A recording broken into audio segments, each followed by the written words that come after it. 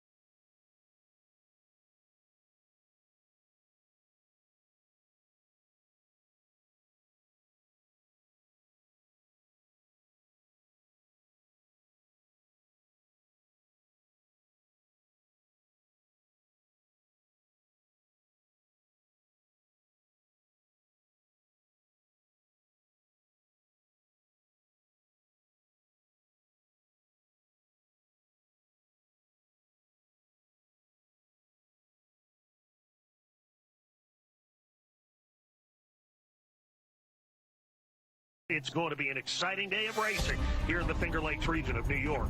There's something wrong with the 18. No, everywhere. Here comes Keselowski. He gets into Kyle. It's right. Gotcha. And it's Keselowski the leader. Come on through here. Come on. No caution. No caution. One back to the 9. No caution. Let's go. Come on. You're clear. Dig.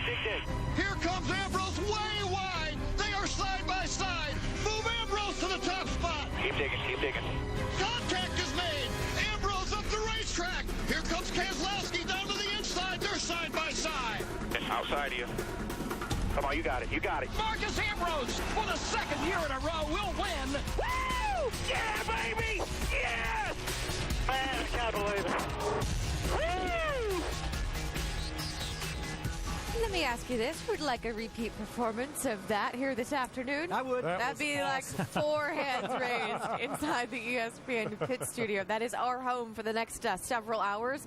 Welcome inside. I'm Nicole Briscoe alongside Rusty Wallace, Brad Doherty, and Ray Evernham. Let's just keep it simple. Let's just start with what happened last weekend, Sir Doherty. I can answer that question. I own the 47 car that Bobby Labonte was driving, and when we got back to the shop, we figured out that the oil line, one of the tire wraps that held the oil line in place had broken, and the oil line actually fell down onto the steering column. And what happened, the steering box, it poked a tiny hole in that oil line. So the reason why NASCAR couldn't see the oil on the track is because it was misting oil instead of pouring it out. That's what made it so difficult to see. Misting, like a hairspray can. Just like a mist. A lot of confusion, though. Absolutely a lot of confusion. But I think NASCAR did the right thing simply because you could not see it until you saw those guys at the last lap start sliding in several different directions.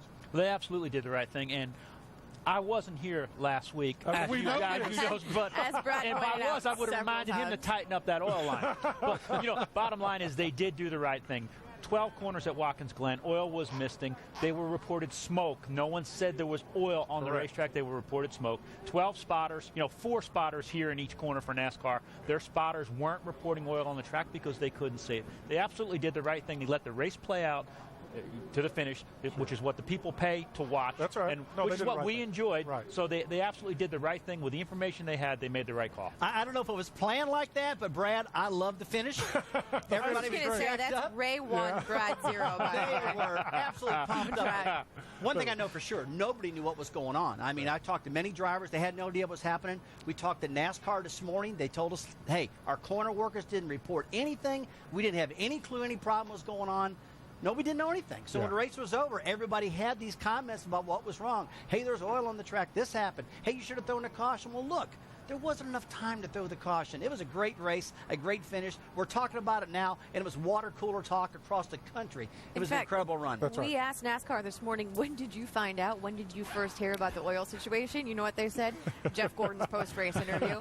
There was lots of confusion. Case in point, Brad Keselowski took to Twitter to clear up his post-race comments. Remember, he thought the oil was coming from the 18 car. He said, got it wrong in post-race interview. 18 wasn't leaking oil. His was brake smoke. The 47 was the car leaking oil heavily. And count Greg Biffle among those frustrated when the help of a fan, the fan brought this up that John Darby may not have been buying the oil on the track situation. That's the Sprint Cup Series director. Biffle said, just ask Jeff Gordon. Gordon, the 9-time road course winner who, by the way, spun coming out of the final turn. So 1 week later, this has been talked about all week. So let's bring in our NASCAR reporter, Marty Smith, who has been in the garage with these guys. Talk all week about the oil. Absolutely, Nicole, and you're right. Jeff Gordon was quite dejected after the race last weekend. He didn't understand why NASCAR didn't throw the caution, but I did speak with him about it this weekend, and he goes back and says now that they did make the right choice. Above all else, because the fans got a fantastic show, as each of you noted just a moment ago. Gordon likened it to basketball. He said, as a fan, I don't want to see one team foul another one time and again as time runs out. He wants to see the game play itself out, and that's what we saw last weekend, and it was a fantastic finish. He noted that. Carl Edwards said he doesn't ever watch the finishes of races anymore, but he went back and watched that finish 10 or 12 times and was completely captivated. But the biggest thing that Gordon said to me that made the most sense and was the most poignant is the fact that he wants to see consistency from NASCAR when they do and don't throw the caution flag. He said the inconsistency that he sees there is, quote, discouraging, and moving forward he wants to see better consistency there. Now, the one person that we all really wanted to hear from this weekend, certainly Kyle Busch, who Gordon said NASCAR took a win away from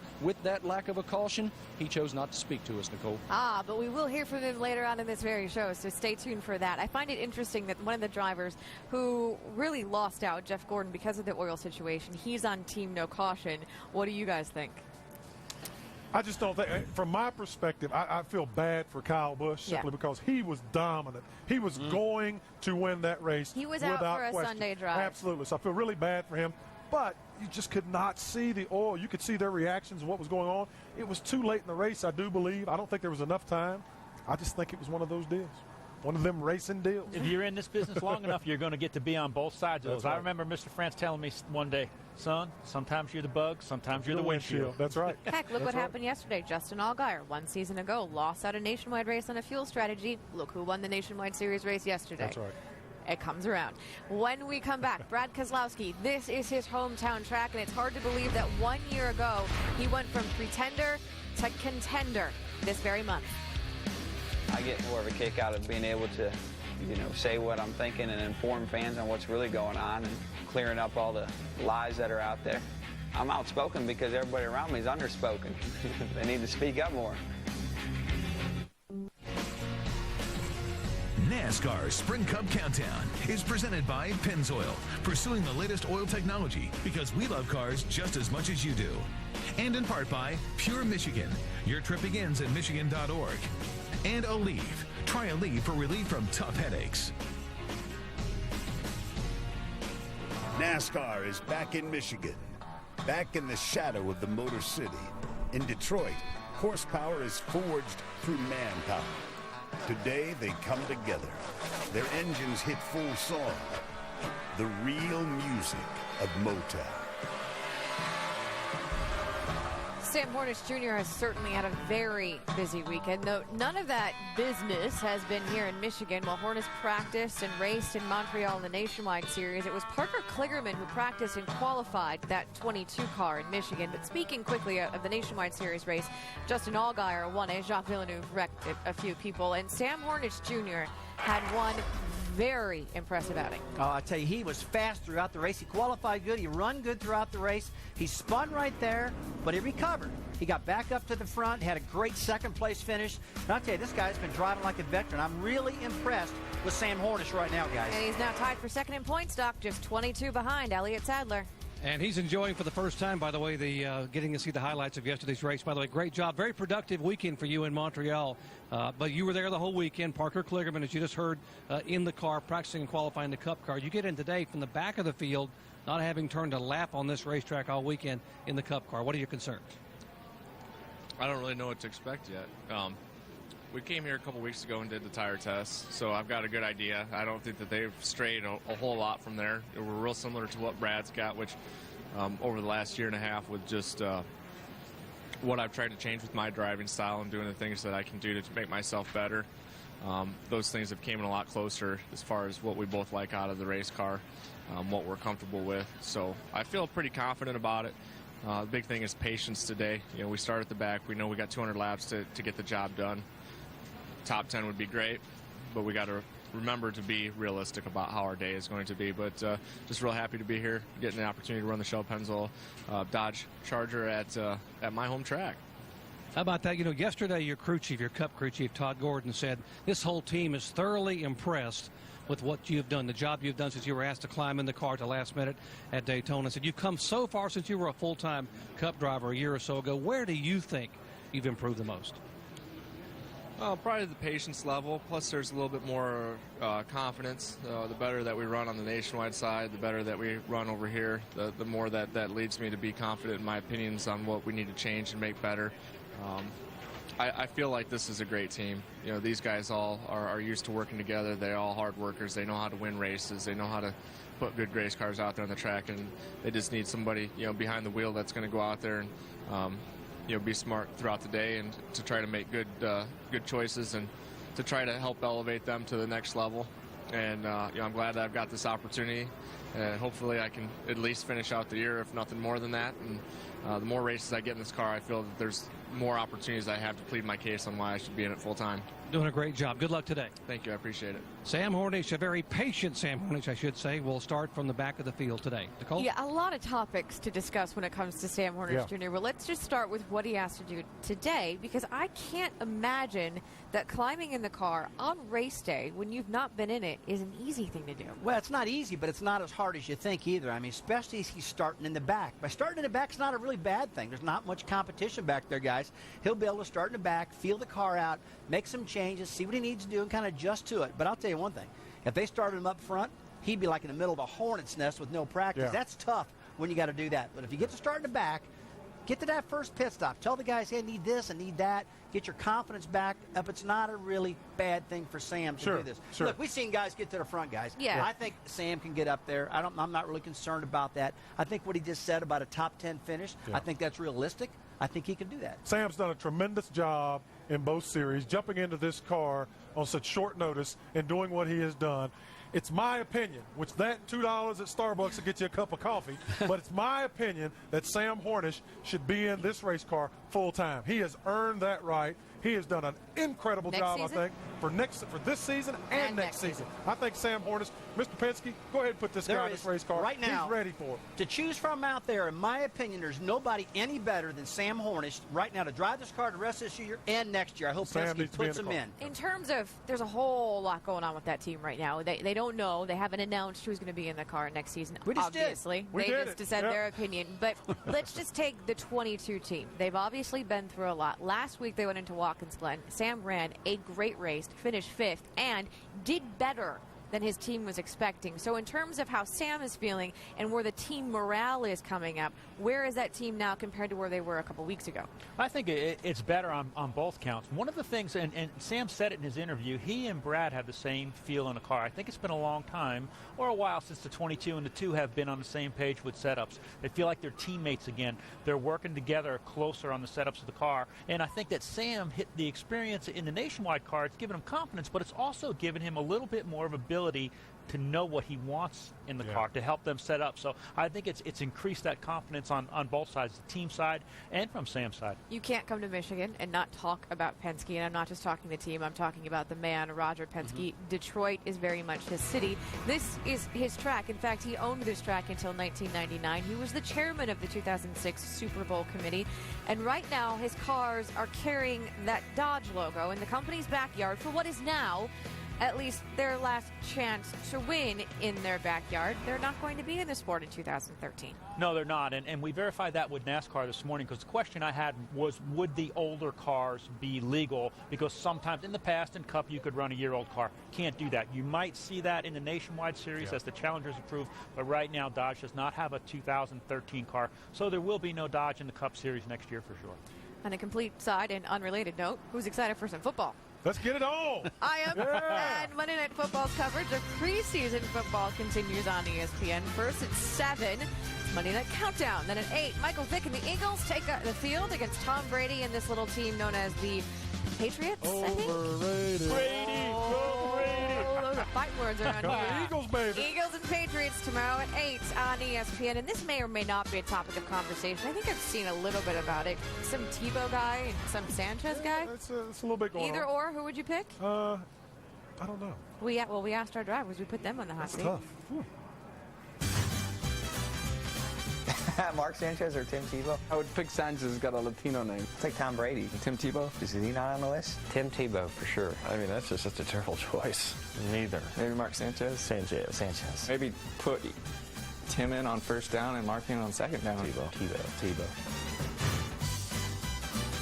Mustache. I could probably grow a pretty mean mustache. One that comes down like this, like Hulk Hogan style. I like the mustache. I wouldn't do a mustache. I wouldn't, no. Mustaches are creepy. You know, I'm a Latino, you know? The girls would run away as soon as they saw it. Mustaches are so 80s. I can't get over them. Handlebar mustache. If I were to grow a mustache, you guys would be like, what the hell is Carl doing? I could do a really cool Tom Selleck style mustache if my wife would let me. I surprised her once with it and it didn't go over well. I like a brunette with blonde highlights. Brunettes for sure. Can I be on the fence with that one? Redhead. Kinda. I don't discriminate. Either one's fine with me. I like my hair color in a box. I mean, I guess. There's nothing like coming home. Racing in front of old friends, family, and fans. The folks who knew you before you were you. They loved you then, and they love you now. That's got to be worth a few extra horsepower, right? As it stands right now, Brad Keselowski is 5th in points, and he will start 15th in this race today. And, of course, as you just saw, it's a race that has a lot of meaning for him because Michigan International Speedway is very much in the Keselowski family backyard. Auto City Speedway is one of the first tracks that I got to racing at in a full-bodied stock car. Welcome home. Hey, thank you. Thanks for having me home. I hope everybody's having a good time. I know I am. It's good to be back. Thank you. Well, coming back here is an opportunity to, reconnect What's up, guys? with some roots that I have. Hey, buddy. How are you? So these two flag men here gave me my first checker flag, probably my first black flag. I'm sure the first finger. Sometimes I wish I could be out there with them and do it, race against them without having any of the hype or the fame. Just get back to the real roots of the sport and just race. I watch you every Saturday and every Sunday. Oh, thank you very You're much. our Michigan Thank boy you. here. Thank you very much. Well, my dream when we were racing here was to make it in like the NASCAR Camping World Truck Series as a driver one day. And I didn't even think I'd ever be able to even win. Just to be able to make it and to be able to race and compete at that level one day was to me the ultimate goal. That was more than I could ever ask for. And certainly it worked out even better than I could have ever dreamed. The 2010 NASCAR Nationwide Series champion. The list of things I've done for Roger compared to what others have done is probably pretty small. I would think that you could look at the success we've had in Nationwide Series. Oh, yeah, boys. Brad Keselowski, first winner of the NASCAR Nationwide Series at Indianapolis. That's the way to persevere right there. I want to be the guy that contributes the big prize, and that's the NASCAR Sprint Cup Championship. I've never considered myself to be the most talented driver. Maybe I'm wrong, I don't know. I like to win by beating somebody mentally. I had this whole plan if I ever got in that situation where I was leading. Sure enough, going into 3 was just me and Kyle, and I knew the move I wanted to pull, and it wasn't easy to convince myself to do that, but it was the right move, and I'm glad it worked. When you beat somebody mentally, it's just a different kind of win. It's the ultimate feeling to me. Racing was something I could do, and when you get in the car, it's not about how big you are or what muscle or body mass you've got. It's about what you do with it and what decisions you make with this 3,400-pound vehicle. Here comes Keselowski. He gets in the car. It's right. Gotcha. Come on. No caution. No caution. Come on. You're clear. Dig, dig, dig. If I get the job done mentally, I don't have to worry about anything else, and I'll be able to compete with the best in the world. That makes me wake up every morning excited to be a race car driver, and that's what I love about the sport. Well, I wouldn't argue against history, and history says that the 48's won 5 of the last 6 championships. He's leading the points right now. I could see how he'd be an easy pick, but I would never write off the 2 team. So think about this for a second. In July of last year, we weren't talking about Brad Keselowski as a race-winning contender. We weren't talking about him as a title contender. And then the broken ankle in August came around, and all of a sudden, Brad Keselowski. Yeah, it's really interesting. The apple truly doesn't fall far from the tree. Back in the 90s, I owned a truck team, and we used to race against Brad's dad, Bob Keselowski, a hard scrabble, hard-nosed racer. He was a guy who would turn the wrenches, he would drive the truck, he would make lunch, and then he'd race the race car. And I see a lot of that in Brad Keselowski. Brad Keselowski is a legitimate contender because of his work ethic, along with that talent, which he doesn't talk about, to win this championship. And it's not just about the driver. It's about the crew chief, too. These are 2 guys out of the same mold, blue-collar racers, worked hard across those short tracks of America. Their motivation is born out of desire. Desire creates commitment. They know what it's like to have to run good, to put food on the table. These guys, I believe, are Jimmie Johnson's biggest challengers for that championship. So you think it's going to come down in Miami to the 2 and the 48. Do you agree? Well, I think that's a great pick, and I'm supposed to pick the 2 car probably because it's my old car that I used to drive. It makes some sense, right? But I just can't get the 14 out of my mind. Tony Stewart, the cagey veteran that won the championship last year, knows how to do it. I'm not going to write Tony Stewart off. I think that guy can win the championship again, and I probably do think it's going to be the 48 and the 14, but right on their heels is Brad Keselowski in that number 2 car. He's just too good right now not to count. Yeah, that's why there's 3 of us up here, so we can spread the odds. We kind of moved it around a little bit. I realized that. Those are 3 good picks right there. Wishy-washy in the middle over there. I want all 3 of them. Yeah. That's tough, man. The common denominator in this is that guy who happens to drive the 48 car. And, oh, by the way, he is once again, Dave, the points leader. And you know what his spotter Earl Barmard would say, new leader, 48, which means right now you've got this points lead, but that's all going to reset come the chase. So having it now, how does that motivate you? I think it's just good pressure to have on myself and on the team. There is a big honor in leading the points, regardless when it is in the season. I kind of wish there was something awarded to the champion of the regular season, but we don't now. But it means a lot to me, and I know to my race team, and we're happy to be where we're at. Hopefully, we can stretch on that a little today. We have our hands full with coming from the back, but the slow Chevy's awfully fast, and we should be fine. Yeah, tell the folks what happened there. Qualified 3rd, but then to the rear. And when we went to fire up for the morning practice yesterday, saw some things we didn't like and had to unfortunately pull the engine. So my guys did it, really quick time, and I was able to get out and get a few runs in. And then the final practice, we worked on the chassis, and the car's driving nice, so we should be good. We believe the number is 39th starting position for Jimmie, looking for his first win here at Michigan. Nicole? Confirmed, Mr. Burns, 39th. We look at Jimmie Johnson, and yes, he's always good, but we look at Jimmie Johnson and think Indy. That was the team's warning shot. Well, it was a warning shot. We talked early going into that race that whoever wins the race at Indianapolis is probably going to be the contender going for the championship because you got to bring your best engine, your best car, your best crew, everything to Indy. And Jimmy Johnson just dominated that event, Ray. He drove off, killed everybody. But because of that, the 48 is the guy that I'm still looking at because of what he did at Indianapolis. It's just simply about focus for Jimmy Johnson. You look at this Hendrick Motorsport Group, they're at the top of the pile when it comes to pieces, parts, and people. Last year, these guys didn't win the championship, didn't win the multiple 7th, 6th, 7th, 8th, whatever in a row.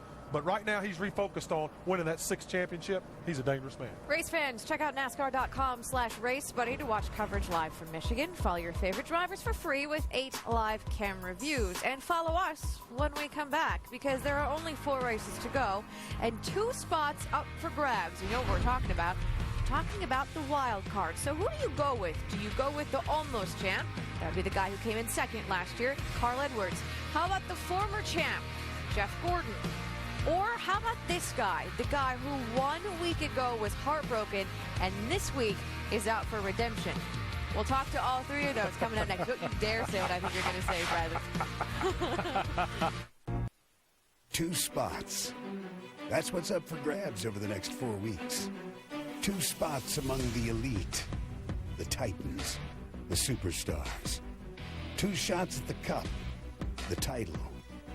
Grab 1, and your season is still alive. Miss out, and well, we'll see you next year. Michigan, Bristol, Atlanta, and Richmond. That's all that remains for these drivers trying to secure a wild card spot. Right now it's Casey Kane and Ryan Newman, but consider this, Doc. 11 of Kyle Busch's 24 career wins have come at those next 4 tracks. Well, folks close to Kyle were pleased that you wisely opted, Kyle, not to venture a motion last week after Watkins Glen, a disappointment. You've had a few days to think about this. Give us your perspective now on what happened the last lap. Doesn't matter. We're on to today. Today's the day. You know, we've got to refocus our attention to what we're going to do today and try to go out there and get a win in our Interstate Batteries Camry and try to get ourselves locked in a chase today. You know, moving forward, you talk about today. We just told people that almost half your Cup victories, 11 to be exact, have come on these next 4 tracks that we're going to run before the chase. How confident are you that you can get into victory lane and get this team into chase? I mean, we'll see. You've obviously got to have a good car, and things change over the years. But, you know, last year we had a phenomenal day here, and one of my best cars I've ever had. And we were able to lead the most laps and win the race and pass Sol 5-time there at the end of the race and go on and see the checker flag first. So, you know, today, just with the repave and everything, it's been a lot different for us, and we've been getting accustomed to it better and better each lap we go out on the racetrack. But, you know, the next few races, we'll just have to see and play it out. You know, Bristol obviously has been one of my best places over the years, and, you know, Richmond as well, too. So, but Richmond in the spring, you know, we were a good car. We were 3rd, 4th the whole race, but we weren't as good as the 14 or the 99. So maybe those guys have caught up to us a little bit. Hey, thanks for your time, and good luck today. Thank you. Kyle Busch will roll off 23rd. Jeff Gordon lost a little bit of ground when it comes to the wild card chase last week, but there's still 4 regular season races remaining. What is your mindset right now as it relates to the wild card? Let's just go out there and fight hard every lap for every position, you know, and obviously wins are important, so we're going to be fighting hard for that. But it's no different than what we've been doing all year long. I mean, we've been fighting hard for wins since the beginning of the season, and, you know, things haven't really gone our way, but lately things have been going our way, and you know, the performance has been there all year. So that's the most important thing. Keep the performance there. Don't make mistakes, and you know, finish these races out. You know, and last week was unfortunate the way it ended, but that was out of our hands. And you know, this weekend, you know, things haven't gone great for us this weekend, but I love this track, and I've got so much confidence in this team that I feel like our Drive to Hunger Chevrolet is going to be good when it counts. Good luck today. Thank you. You can understand why Jeff would love this track, Vince. After all, he's led over 950 laps here. Carl Edwards has had some success here as well, winning a couple of times, but you haven't had many good breaks lately at some of these other racetracks you're running. How do you feel the urgency is ramping up as we draw closer to the chase and you're still on the outside? I don't think there could be any more urgency. You know, you guys just were talking about Jeff Gordon. I saw firsthand what he was able to do at Pocono, getting that win, putting himself in a position to be in the chase, and that's what we've got to do here today. We've got a really fast race car. Geek Squad's on board. I got Lance here, my double agent, so if you guys have any technical issues, he can take care of it. But we had Ryan Friedlinghouse from West Coast Customs design the car. It's a beautiful car, and they're really fast. All the Fords are great. If we get a win here, it would be huge. Carl Edwards starting on the front row here today, Nicole. Let's go back and talk quickly about Kyle Busch. And I quote, last week, doesn't matter. Is he over the heartbreak? Is he good to go? Does he have the maturity to bounce back? I think he is over it, but he does. It's in the back of his mind a little bit. I mean, look, this guy has been so fast. He's got the speed. But let's talk about the Days race for a second. There's one thing I'm really concerned about. There was one key practice session, the very last one yesterday. The track changed a lot. It was cool in the morning. It got hot in the afternoon. Kyle Busch was not here. He was in Montreal. He did not practice that car. That's got me concerned today for Kyle Busch. He's out of the chase hunt right now. He needed that practice to get back in. He is a good driver. He's run good on the old track, but not so much the new track. And I really do think that last practice, Brad, was a huge disappointment for me that he didn't make that one. That's a great observation. Yeah, I mean, he's going to have to get used to that race car and adjust very quickly. But, you know, you saw last week and you feel, like I said, I feel so bad for Kyle because he dominated and should have won that race. But this season has been about that for this race team. They have gone through so many ups and downs mechanically or little bitty things happening on pit road that have put him out of position to win. So he is capable. And like you say, we go to some racetracks over the next few weeks. He's going to win a race or two. Joe Gibbs said earlier this week, it's not Kyle, it's us. Yeah. We have not held up our end of the bargain. Really, Carl Edwards needs to walk up to Kyle and Bobby Labonte for spraying the oil and say thank you, because if Kyle had won, that might have been it for Carl Edwards. Kyle would have had 2 wins. Carl still at 0. Yeah. Let's keep looking at this Carl Edwards situation as we go all the way back to last year. It was early last year that he had his last victory, and as we've watched him throughout the season, I don't think we can all look at it and point at it and just say, well, it was Bob Osborne's fault. Nothing's happening. Carl Edwards has to will this car into victory lane in some way, shape, or form. And I just have not seen the consistency, none of us have, over the last year in Carl Edwards as far as putting this car in position at the end of the day to win a race. I think it was you who said earlier, Ray, how quickly his fate is in the hands of somebody else or somebody else's mistake. And I'm going to call you out again, Brad, because you've been talking all week now about Jeff Gordon the last couple of weeks. You've been saying, yeah, he's great, but he cannot close the deal. Yeah, he and his crew chief, Alan Gustafson, for whatever reason it is, they cannot get to the end of the day. There's always things that happen during a race that can take you out of a race, but I just don't see them making the calls or the decisions at the end of a race that gives them an opportunity to win. Okay, so listen to this. This is last week on the radio in Watkins Glen. Terrible, I mean, just pathetic. Yeah, we see you. We'll fix you up. 10-4. We're way off. 10-4, but you're still fast. You're just really pathetic. Now, hang tough, bud. Oh, we are junk, man. We are absolute junk. Man, you did a great job. You really were driving your ass off there. That's just such man. That is just sucks. Okay, so obviously I hear an upset driver, but I hear a driver telling his crew chief that my car is terrible. I'm not hearing the driver telling the crew chief where his car is terrible. Yeah, I think, but again, you caught some emotion there. You know, Jeff Gordon's a professional. I talked to his spotter about it. I talked to his crew chief about it. I talked to Jeff about it. Everybody vents, but Jeff Gordon gives the information that they need to get the job done. And the crew chief and the spotter feel like he is doing that. Now, that was pure frustration. You got to remember, you're looking at a guy that's won 9 road races, a little bit frustrated last week.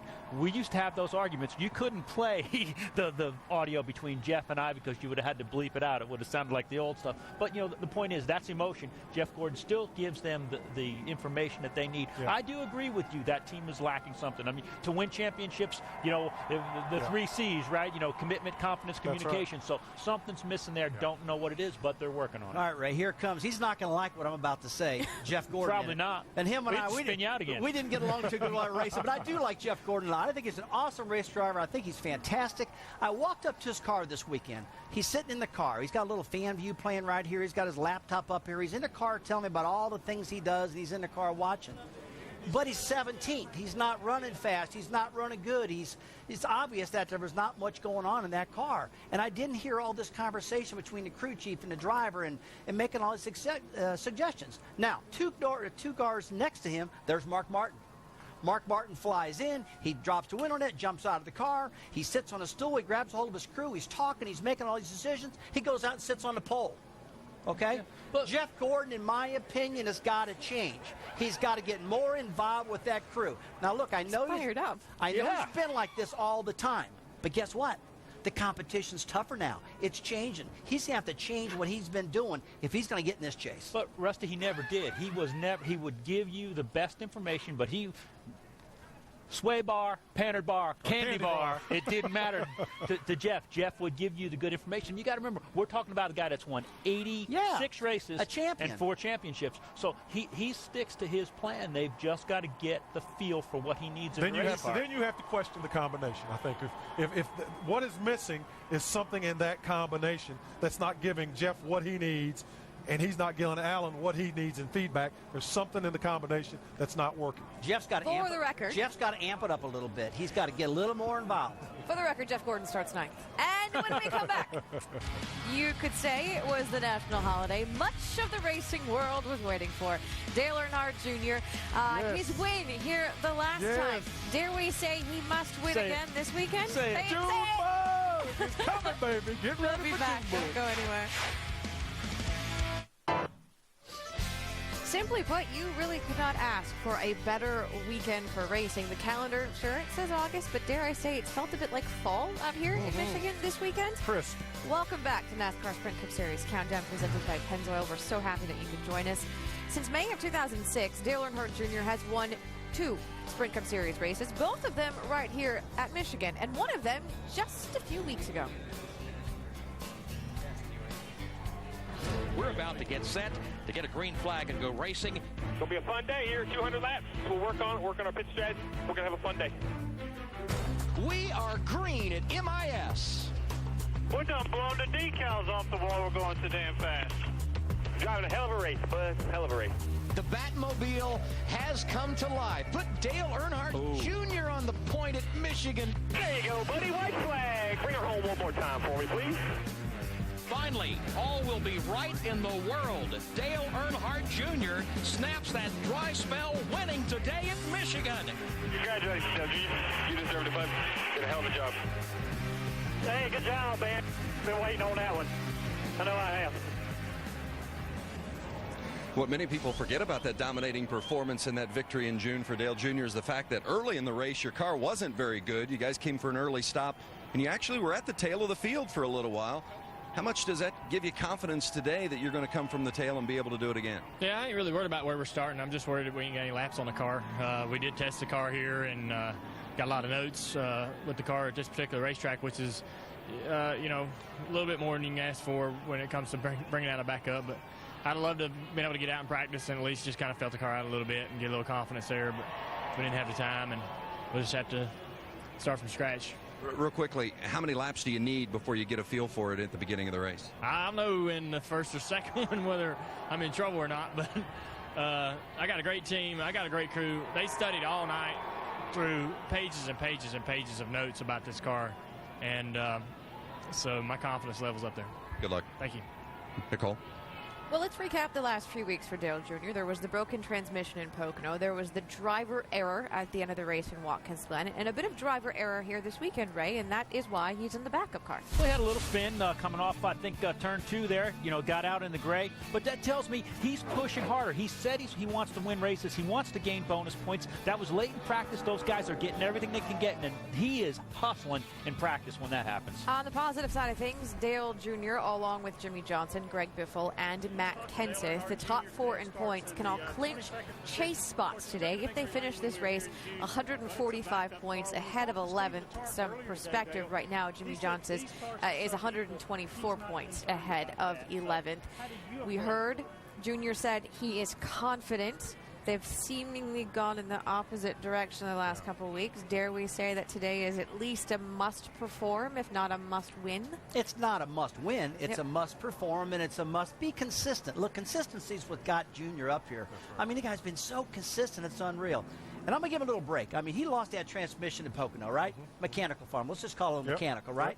Okay. Over there at Watkins Glen, he spins out in the oil, right? I'm going to give him a mulligan there. But today, I want to see how he does. I know he's in a backup car, but all those cars are pretty much identical. They're not really a backup car anymore. It's just another car. He's got to start in the back, and he's proved that he can get from the back to the front. But I want to see how he does. He needs to get consistent again today, get back on track, and quit saying, hey, he's got to win. We've got to get this done now. He's in trouble. He's not in trouble. He's already won. He's good in the points right now. He just needs to get consistent again. So we mentioned earlier Roger Penske at this track. You probably can't come to Michigan and not mention Jack Roush either. His team, his drivers, they've won here 11 times, including Greg Biffle, Mike.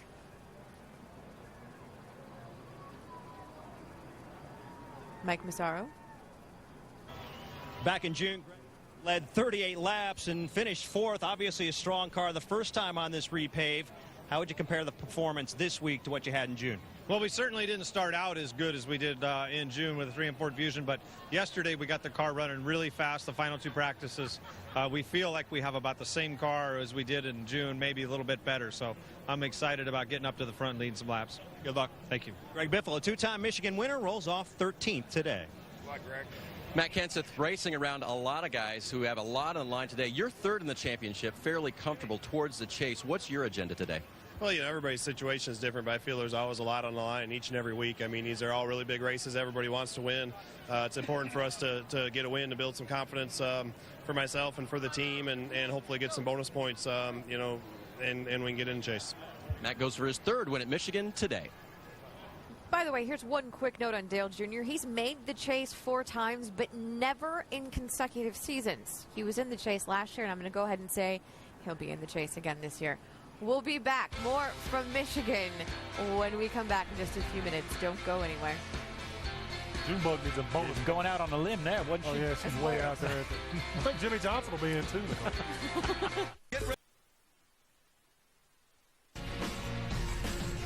NASCAR Sprint Cup Countdown is presented by Pennzoil, pursuing the latest oil technology because we love cars just as much as you do. And in part by Golden Corral. Help yourself to happiness. In the end, racing isn't about money or fame. It's about one goal, to go as fast as you can. Michigan has rolled out the new blacktop that has speeds topping out. Just grab something and hang on. Whatever happens next is going to happen real fast. Oh, it will definitely happen fast today. However, maybe not quite as fast as it happened in June. The new pavement has actually slowed down a little bit. Case in point, qualifying. In June, Marcus Ambrose posted a pole lap faster than 203 miles an hour. This weekend, Mark Martin, our pole sitter, didn't even hit 200. But, Ray, that's not the only difference we'll see today. No, it's a little change in the tire.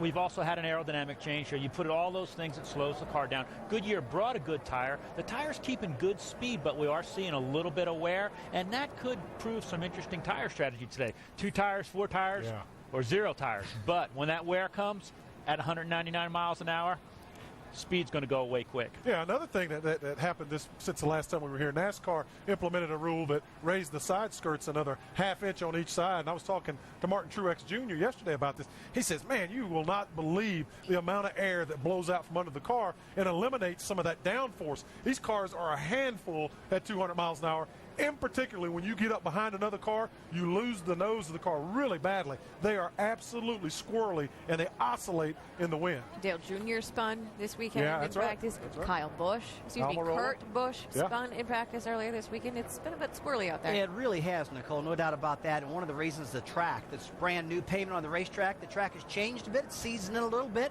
since the first race.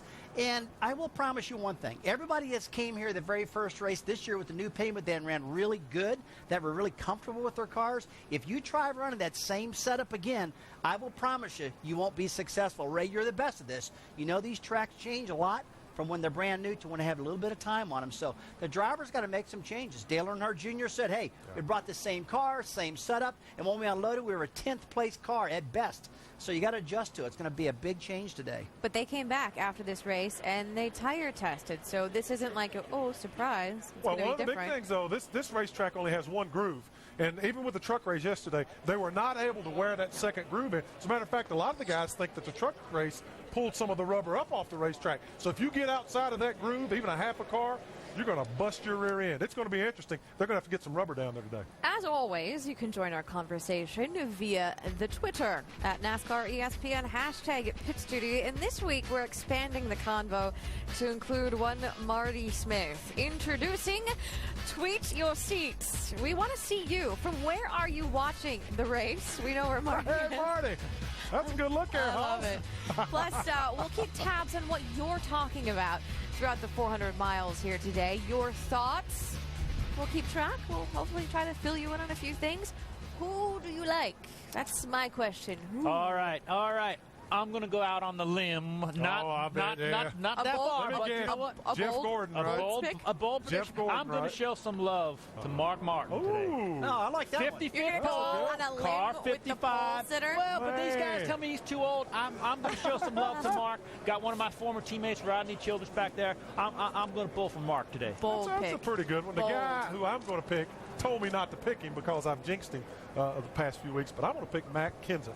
I think after a good, strong finish at a road course last week, which he's not very comfortable or doesn't like in particular, he is going to be strong. He'll bounce back today. He will win this race. That is a great pick. I really do like that fit of Matt Kenseth. Although, I'm going to pick the 99 car, Carl Edwards. Carl is jacked up. He's got a Ryan Greenhouse right there from West Coast Customs, one of my buddies. He's got a really cool paint scheme in that car. Carl told me that this car's got a lot of natural speed. It's really fast. He said, Rusty, I know I got to win. I know the pressure's on me. And, dude, I can get it done. You better tell him. So I'm picking Carl Edwards. Somebody's got to do it for the manufacturers. That's exactly where I was going to go next because this is the backyard of the Big Three. That's right. But we've seen Toyota play spoiler here recently. They have. Yes, they have. How important is it, especially for a guy like Brad Keselowski, to go out for Dodge in the last opportunity in Dodge's backyard? That would be unbelievable. I mean, that would be magical. Bragging rights. Especially for a guy, Brad Keselowski. This is his home. This is the Big Three's background. Dodge going away, it would be huge. That would be huge. These two guys are wrong, too. Who are you picking? How come you never pick? I'm Switzerland. I say nothing. These two guys are wrong. I'm right. You know what I'm going to say? One of the 43 drivers in the field today, they'll win the race.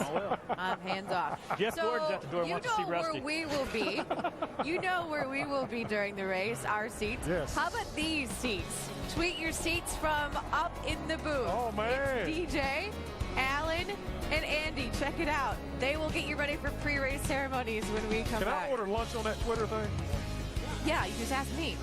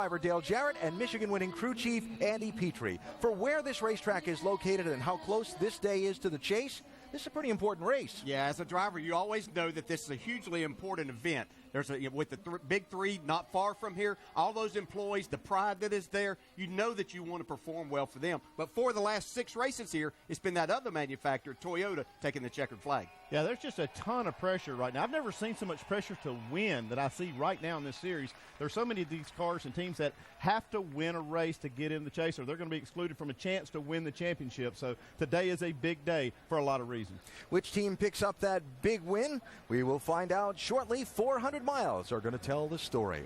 Right now, time to go trackside and join in today's opening ceremony. Race fans, please stand and remove your hats as the Michigan State Police Color Guard presents our nation's colors. And please welcome Father Jeff Rose from Lumen Christi High School in Jackson, Michigan with today's invocation. Almighty God, we thank you for another beautiful day here at Michigan International Speedway. Thank you for allowing us to arrive safely to celebrate this Pure Michigan 400. And thank you for carving Michigan out. What a great state. We ask you to keep our drivers safe and their crew safe as they compete for us today. And we ask this all through Christ our Lord. Amen. And now, here is singer-songwriters Dave Azar and Jason Young with our national anthem. Oh, say, can you see by the dawn's early light what so proudly we hailed at the twilight's last gleaming, whose broad stripes and bright stars through the perilous fight o'er the ramparts we watched, we're so gallantly streaming, and the rockets' red glare, the bombs bursting in air, gave proof through the night that our flag was still there. Oh, say, does that star-spangled banner yet wave o'er the land of the free and the home of the brave?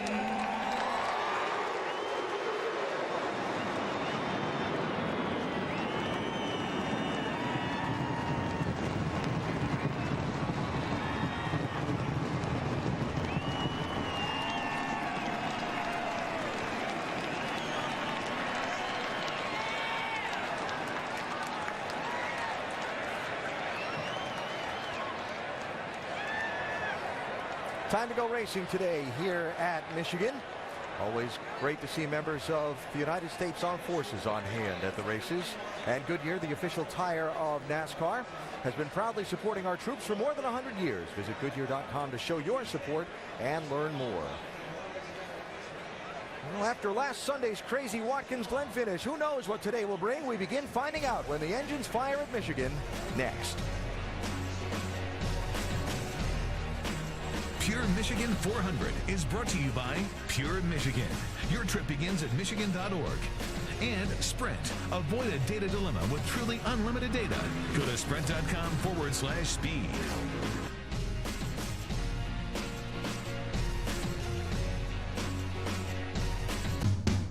NASCAR is back in Michigan, back in the shadow of the Motor City. In Detroit, horsepower is forged through manpower. Today, they come together. Their engines hit full song. The real music of Motown. Well, not the Supremes or the Temptations or Smokey Robinson, but the sound of 900 horsepower Ford, Chevys, and Dodges. The true sound of Motown. Those engines will be screaming at one of NASCAR's fastest tracks shortly. Drivers and teams making final preparations for what could be a record-setting day. Dr. Jerry Punch. Alan, how about our pole sitter, Mark Martin, who at the age of 53 years, 7 months, and 10 days today could become the oldest driver ever to win a NASCAR Sprint Cup race. Now, ironically, it was 20 years ago this weekend that Harry Gant set that mark right here at the age of 52. And if you think these drivers are going to be easy on the old man, guess again, because Carl Edwards said Mark may be the oldest driver in the field, but he can still bench press more than anybody else in the garage area. In fact, he said growing up, many of us were Mark Martin fans, used to play with toy Mark Martin cars in our driveways when we were little. He said, in fact, I'll bet you my kids will grow up and someday they'll race Mark Martin and they'll be just as frustrated as I am because they can't beat him either. That's how much they respect this guy. Here's Dave Burns. Doc, 4 races to go until the chase. I had a crew chief tell me this weekend, I'm not going to believe I'm in the chase till they get one of those black and yellow caps for me. Well, this is such a cap. This is awarded to the driver who clinches his way into the sprint for the chase for the Sprint Cup. They'll give them to the driver and the crew chief today if they clinch their spot. There are 4 drivers who can do that. Now, it's a small gesture by NASCAR, but it has a big message. You could be the 2012 champion. Alan? Want to clinch the cap today for a chance to chase the cup. One of the stories that will follow throughout this Pure Michigan 400. Now, Tony Stewart, after clinching the cup last November at Homestead, when he had his big, champions party out in Las Vegas at the end of the season. We've talked a lot about Michigan here. Watch while I tie all this together. He had a Michigan musician with him as one of his guests who performed at the Sprint Cup Awards ceremony and who serves as the Grand Marshal for today's race. We go trackside to get those famous words to start today's race from Tony's buddy. Race fans, it is time for the most famous words in motorsports. Here to give the command, your Grand Marshal, rock and roll icon and Michigan's own Kid Rock. God bless Michigan. Gentlemen, start your engine! Yeah!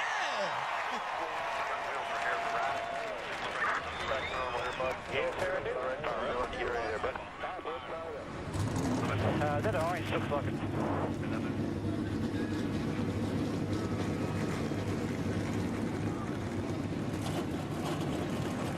With enthusiasm, we are ready to race today in Michigan. Now, we've had several home state references already, the Grand Marshal, the manufacturers, and now our ESPN in-race reporter for the day, Brad Keselowski, a native of Rochester Hills, a Detroit suburb, already a 3-time winner this season. But Brad says a win at this track would be a big deal for he and his family. We talk with Brad Keselowski on the Pace Laps at Michigan next.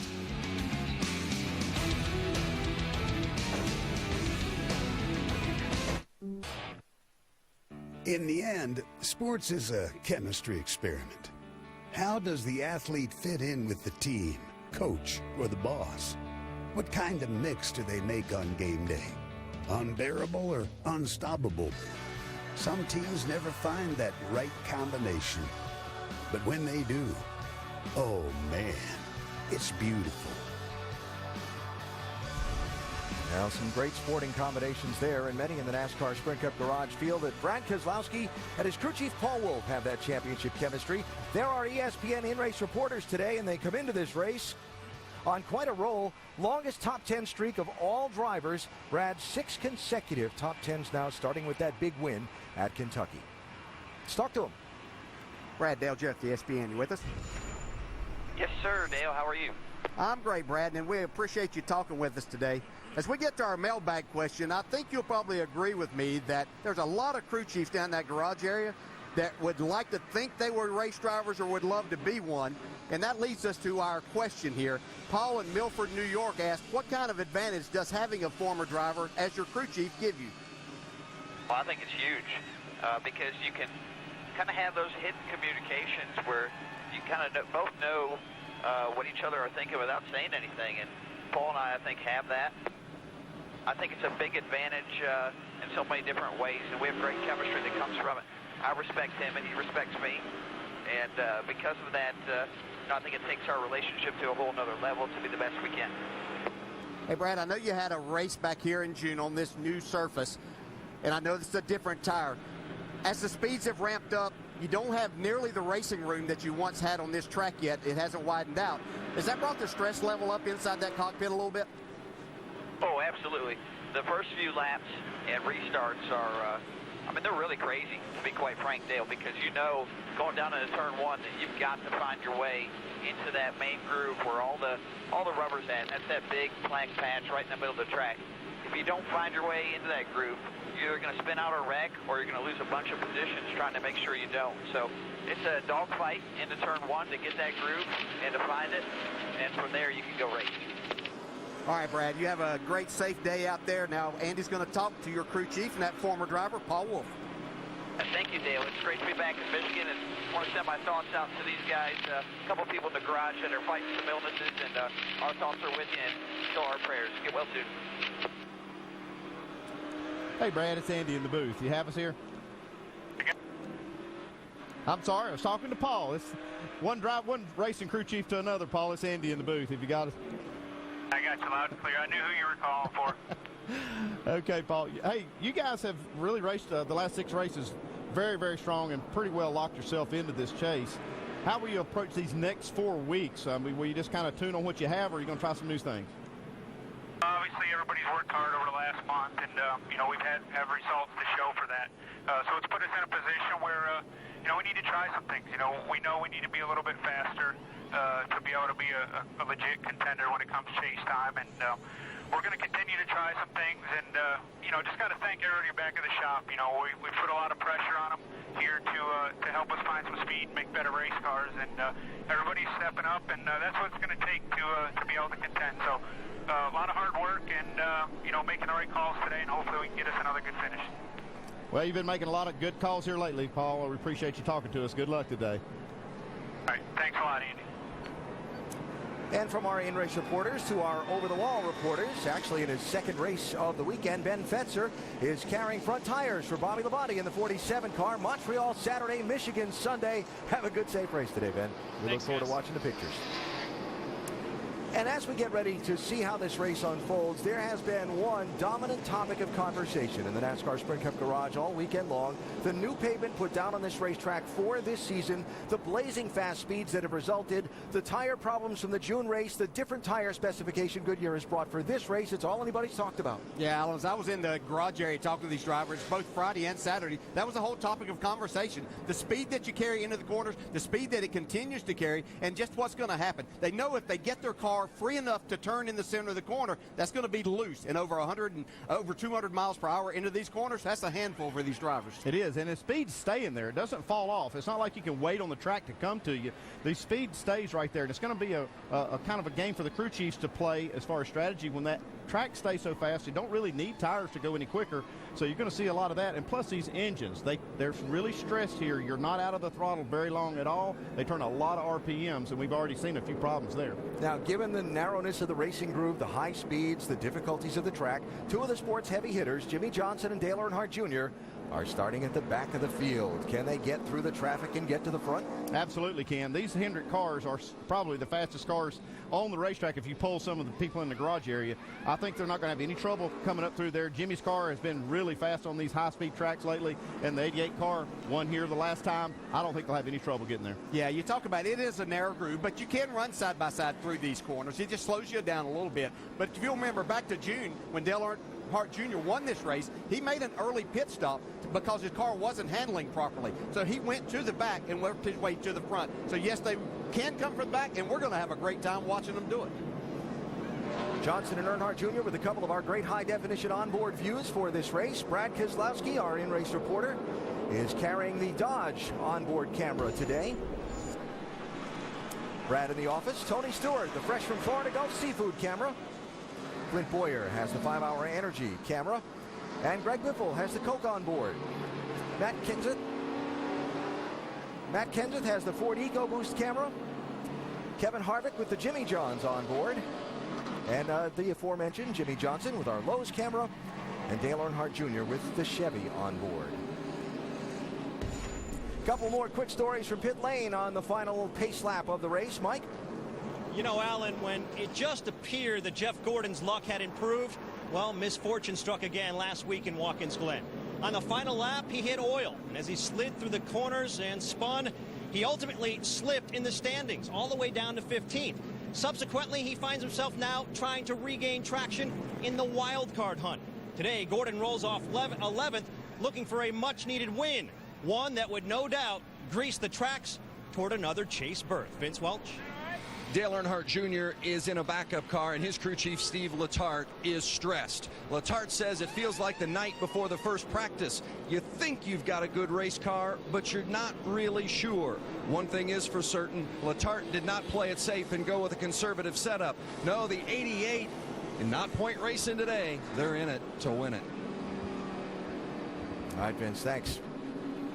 And a reminder that you can check out NASCAR.com/RaceBuddy to watch coverage today live from Michigan. Follow your favorite drivers for free with 8 live camera views. 400 miles, 200 laps. We'll keep track of speeds. They won't fall off much over the course of a fuel run. And as always at this racetrack, fuel and pit strategy, very critical factors in determining the outcome of the race. The pole sitter Mark Martin has chosen to start on the outside lane as the pace car hits pit road, and we are set to start the Pure Michigan 400.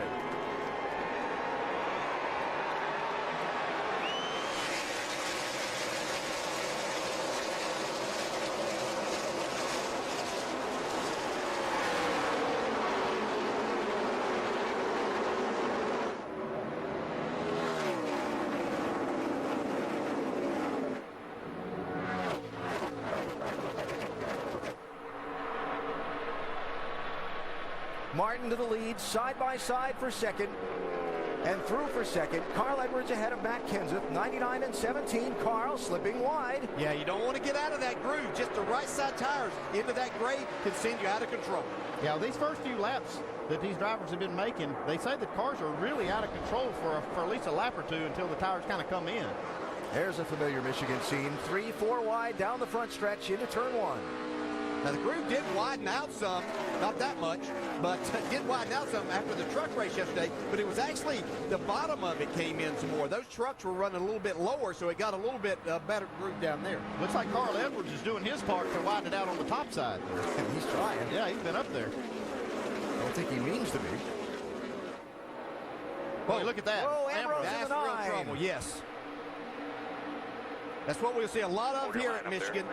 The high speeds, you get side by side, the air just doesn't get to the spoiler, and that inside car gets extremely loose. Yeah, and they've taken those side skirts and raised them up, and that's kind of what it causes. You get this, you lose that side force and down force, and these high speed, making these high speed passes like that, the cars are very unstable in that position. Kevin Harvick with a wiggle and wobble off turn 2. Gathers it up. Ambrose, by the way, 9th to 19th. Just with that bobble in 3 and 4, but a nice save. Here's second place, a number that a lot of folks had on their lips this morning in the garage area as a potential winner. 5, Casey Kane. Yeah, I talked to Kenny Francis, crew chief on his 5 car, and he was talking about they had tested up here, thought everything was going to be great the first run. They went out there and were out of control. He said he couldn't believe how bad the car looked. He looked on the board and he was 5th. Yeah. Yeah, this is a Casey Kane type track. Momentum, out of the gas very little. He really finds a lot of speed in this race car, and it seems to get better throughout the day.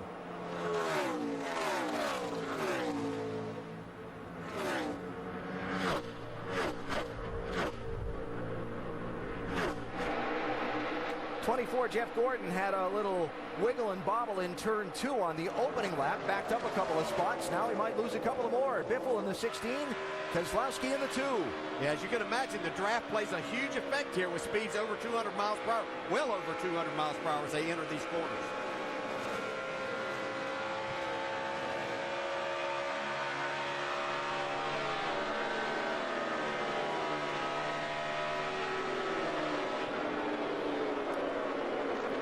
See the RPMs, they don't drop. Just about 8,000 is the lowest you see the RPMs come down. And you're in the throttle so long, so at such high speed. That's why it's such a hard place on engines. Watch that miles per hour number. Wow. Oh, trouble in the grass. Caution out, David Gilliland in trouble off turn 4.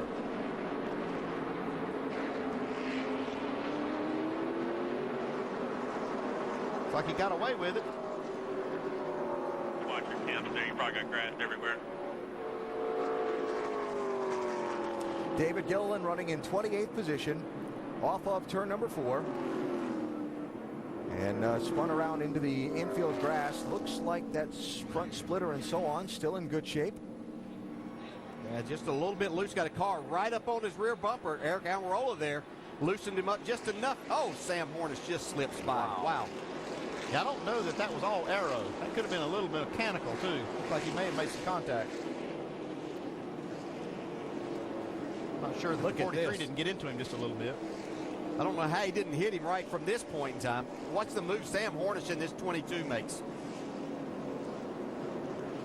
The wheels are turned to the right. Now he's going to turn to the left. Sam said, uh-oh, I got to do something quick. Yeah, you're thinking about this point as a driver. This isn't going to turn out too good. You're expected to get hit in the right rear, which is just going to send you head on into the wall. But fortunately for Sam and for David, that didn't happen. Those big roof flaps designed to slow the car down quickly when it gets turned around sideways and backwards. Because you saw the 175 center of the corner's slowest speed for Brad Keselowski just on that lap before. Early caution at Michigan. Mark Martin has led all the laps so far.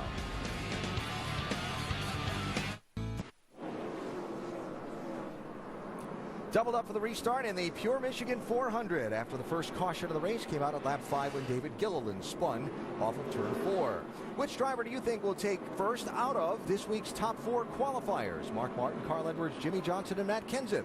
Text FAST at 34763 or go to AT&TFastestDriver.com to play. You could have a chance to win 4 Gs by playing along in today's AT&T Fastest Driver Challenge. Every week you have a chance to make your pick and see where you stack up against the rest. 24th place Juan Pablo Montoya was the first one onto the pit lane. Hornish and Ruderman and Quapple.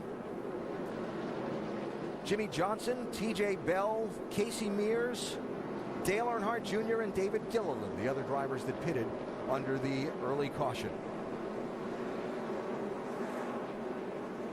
What was it Brad Keselowski said to us about restarts? Got to grab all you can as fast as you can?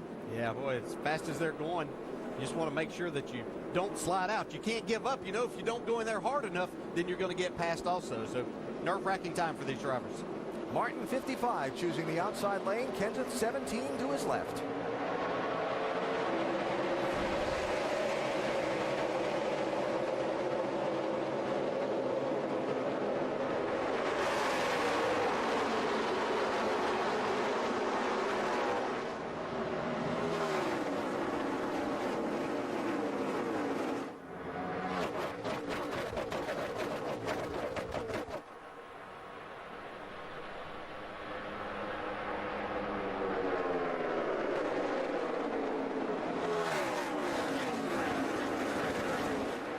A little bobble there. Truex in the 56 as he races with Casey Kane in the 5.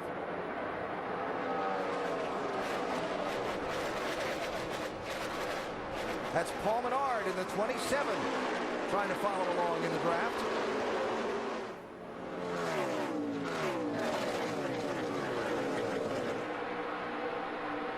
Menard to 4th. Kane to 5th. Carl Edwards right behind him.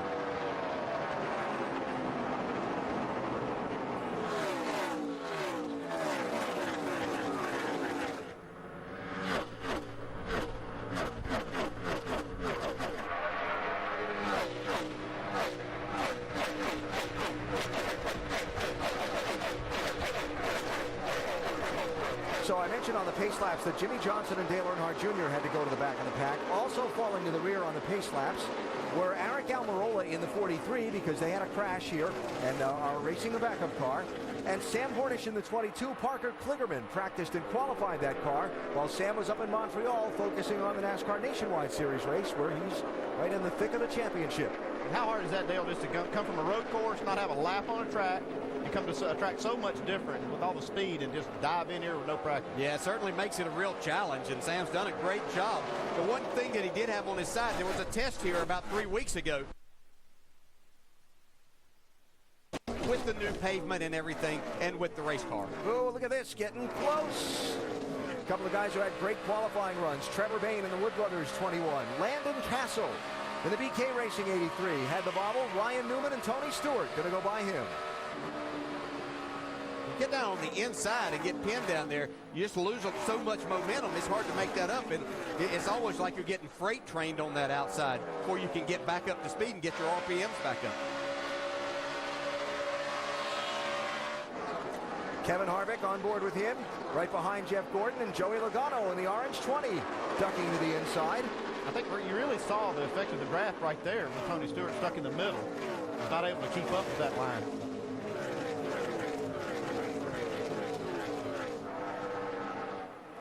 There is Greg Biffle in the 16. Marcos Ambrose, last week's winner, in the 9. This is a pretty good bit back in the pack. This is for 19th and 20th. Yeah, these are the two fastest cars here earlier in the year. Seemed like they were trading back and forth for fastest laps. I talked to Sammy Johns on the 9 car. He's one of the managers over there, and asked him why they weren't as fast as they were. And he said it was because the tire is different, and it really changed the way their car handled. He said he felt like Greg was still just about as fast as he was, but felt like they were off just a little bit with the 9 car. It's always been a great track for Greg Biffle, and he will be there. He was very excited about his race car yesterday in practice, and he felt like that when it came time to win this, he would be a part of that mix. And that's Kurt Busch right behind Greg Biffle. Kurt in the 51 had a spin here on Saturday in practice. Didn't hit anything. Tell you who's really been moving up through this field. Whoa, hang on, Kurt. Yeah, okay. Watching Biffle and Logano sort that out. Here's a guy that has been on the move since the start of this race. Jimmie Johnson started in the back, was all the way up to 25th before the caution at lap 5, pitted. Now he's digging away on some more, Dave. Alan, car just a tick tight for Jimmy. They put a piece of tape on when he came down pit road under the caution. No fresh tires, full of Sunoco fuel. I asked his crew chief, Jack Canals, this morning. I said, you make him a lot freer to start the race in the pack versus out front? And he said, you know, a little, but you have to consider this isn't a long race. I might get 4 opportunities to help him during the day.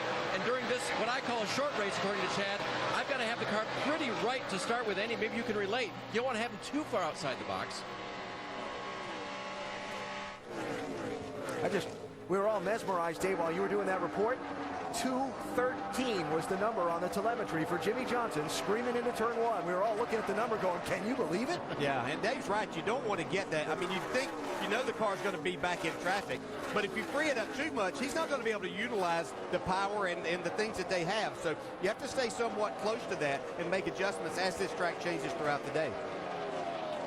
I personally would rather have a little tighter car in that situation and just utilize the strengths that I have. I was going to say, you could probably make more passes early in traffic if you have a car that's tight. If you're chasing the back end and you're trying to keep from wrecking, you're not going to make up a lot of spots.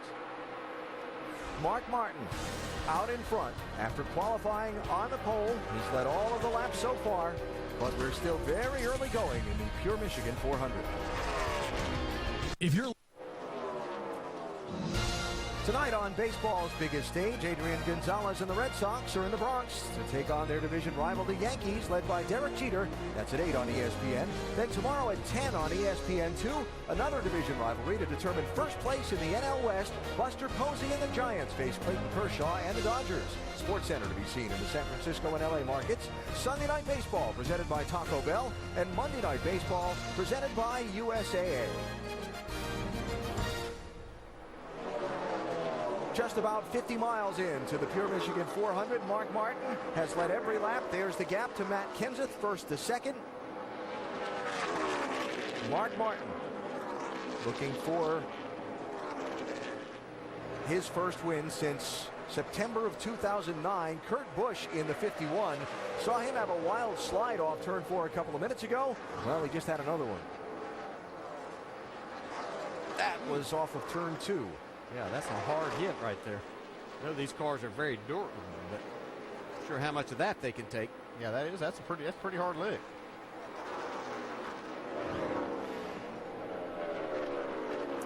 Looking to see if there's any fender rubs or tire smoke or anything like that, Doc. They're not reporting anything right now, Alan. In fact, Kurt's issue was the car just a little bit free. He's also got a radio problem. He can hear the spotter, he can hear the crew chief, but they can't hear him, and probably it's a good thing right now. He's probably not real happy trying to hang on to this race car, but they also can't hear from him what he needs done with the car. They have signaled him to say, hey, just use the old-fashioned signals, rub the roof if it's tight, rub the door if it's loose. Otherwise, we'll do the best we can when you're on pit road. Hey, I copied you clear there. I got you tight.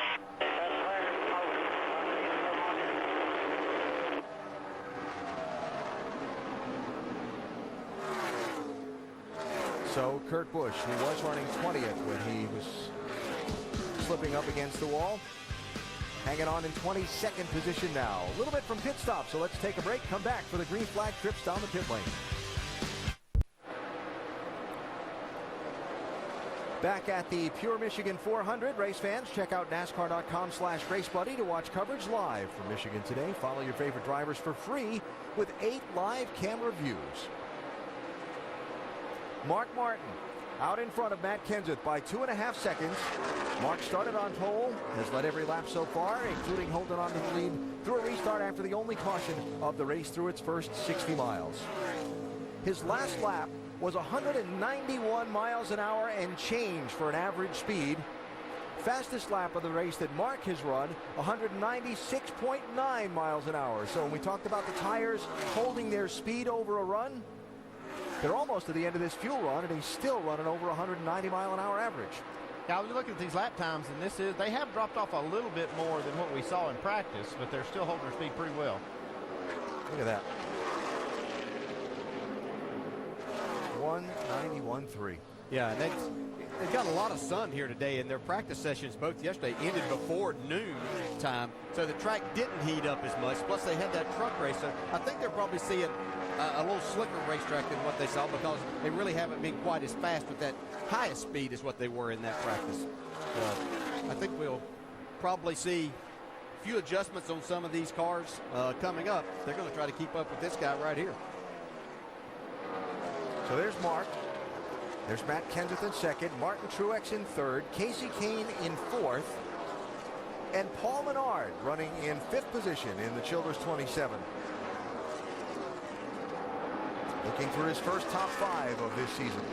Yeah, and obviously one of those drivers sitting outside the top 10 that would love to get to victory lane and put himself in that talk for the mix for the chase. Is who's going to get in, how many wins is it going to take to make that happen, but you got to get the first one first. He's 16th in points. And the round of green flag pit stops looks to have begun. Here's Joey Logano in, Mike.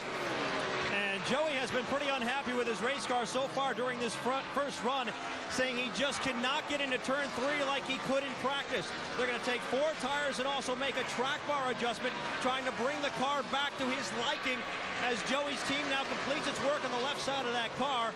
A bit of a slow stop on the 20, but they're trying to fix it up and make it a little bit better.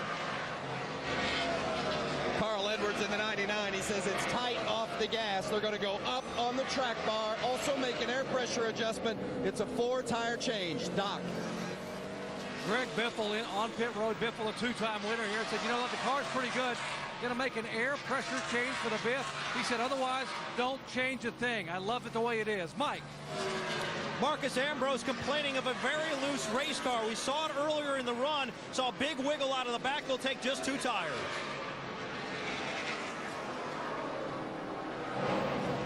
5-car of Kasey Kahne is in. They put in the first can of Sunoco fuel. They'll go for a second. They will go for 4 fresh tires, a spring rubber out of the right rear, actually into the right rear because he was tight off the corner, and an air pressure adjustment as well. Mike.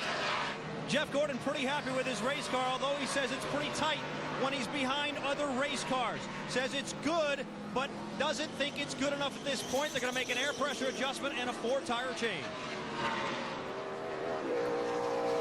Mark Martin in from the lead.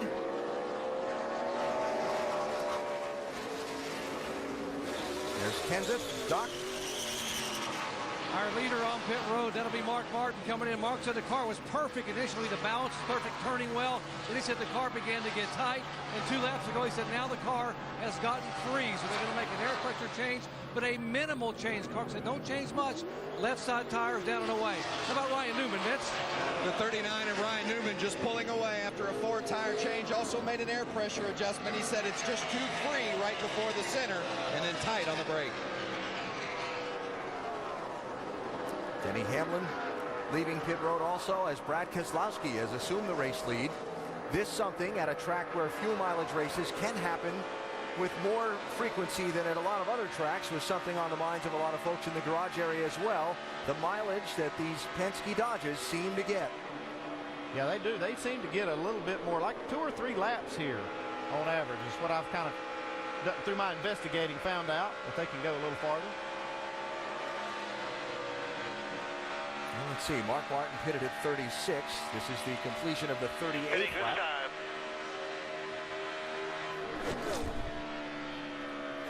So it'll be 39 laps for the 2-car. That's a pretty good range when you consider they ran those pace laps and the warm-up to get started. They'll be able to go farther than that next time.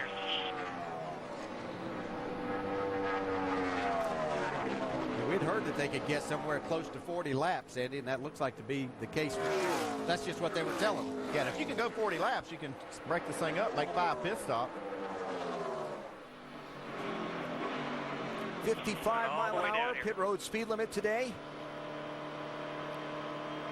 As Keselowski comes onto pit road from the lead, Jimmie Johnson is going to cycle to the #1 spot as the two comes in for a stop. Mike? And early in the run, he radioed in saying he was fighting some stability issues. Later saying he feels like he had a little bit too much air pressure in the right front. So they'll make a change there.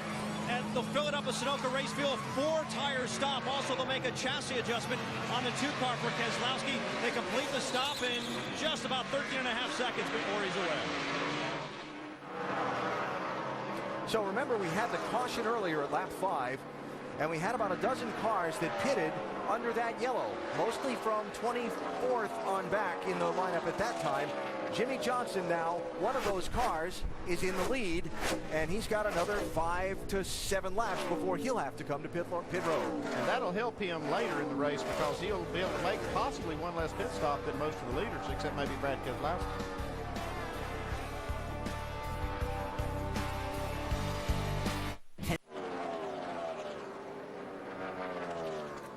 Jimmie Johnson gives up the race lead for a green flag pit stop, Dave.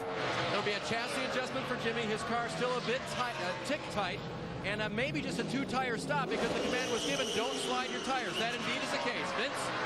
The 88 of Dale Earnhardt Jr. said it's just tipping over on the right front. Doesn't take off too bad, but he doesn't like the way it feels on the right front.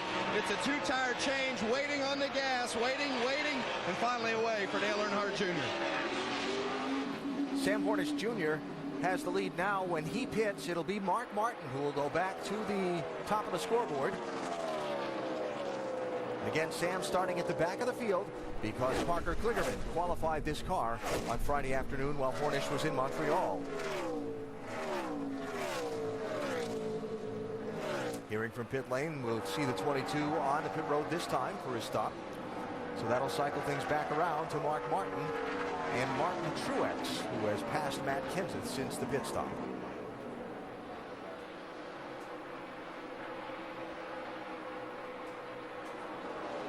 You see Sam right there try to get all that he could. Actually tried around the corner as far as he could, but got the car a little out of shape. Safely on the pit road now. It's got to go all the way down toward the turn 1 end of the pit road. Watching that tack. And making sure not to nudge over that speed limit. And here he is, Doc. How about Sam Hornish from Montreal, not having a lap on the car, back of the pack, now the leader as he comes on the pit road. Sam says the car needs to be tighter in, but freer off. We're going to make a minor air pressure change as you watch him change tires and top it off with Sunoco fuel. An air pressure change in the right front. He's down and away. 13.5 seconds, guys. All right, so as Hornish goes back on track, the net result of this whole cycle of pit stops, Mark Martin had a 2.6-second lead over Matt Kenseth when the cycle began.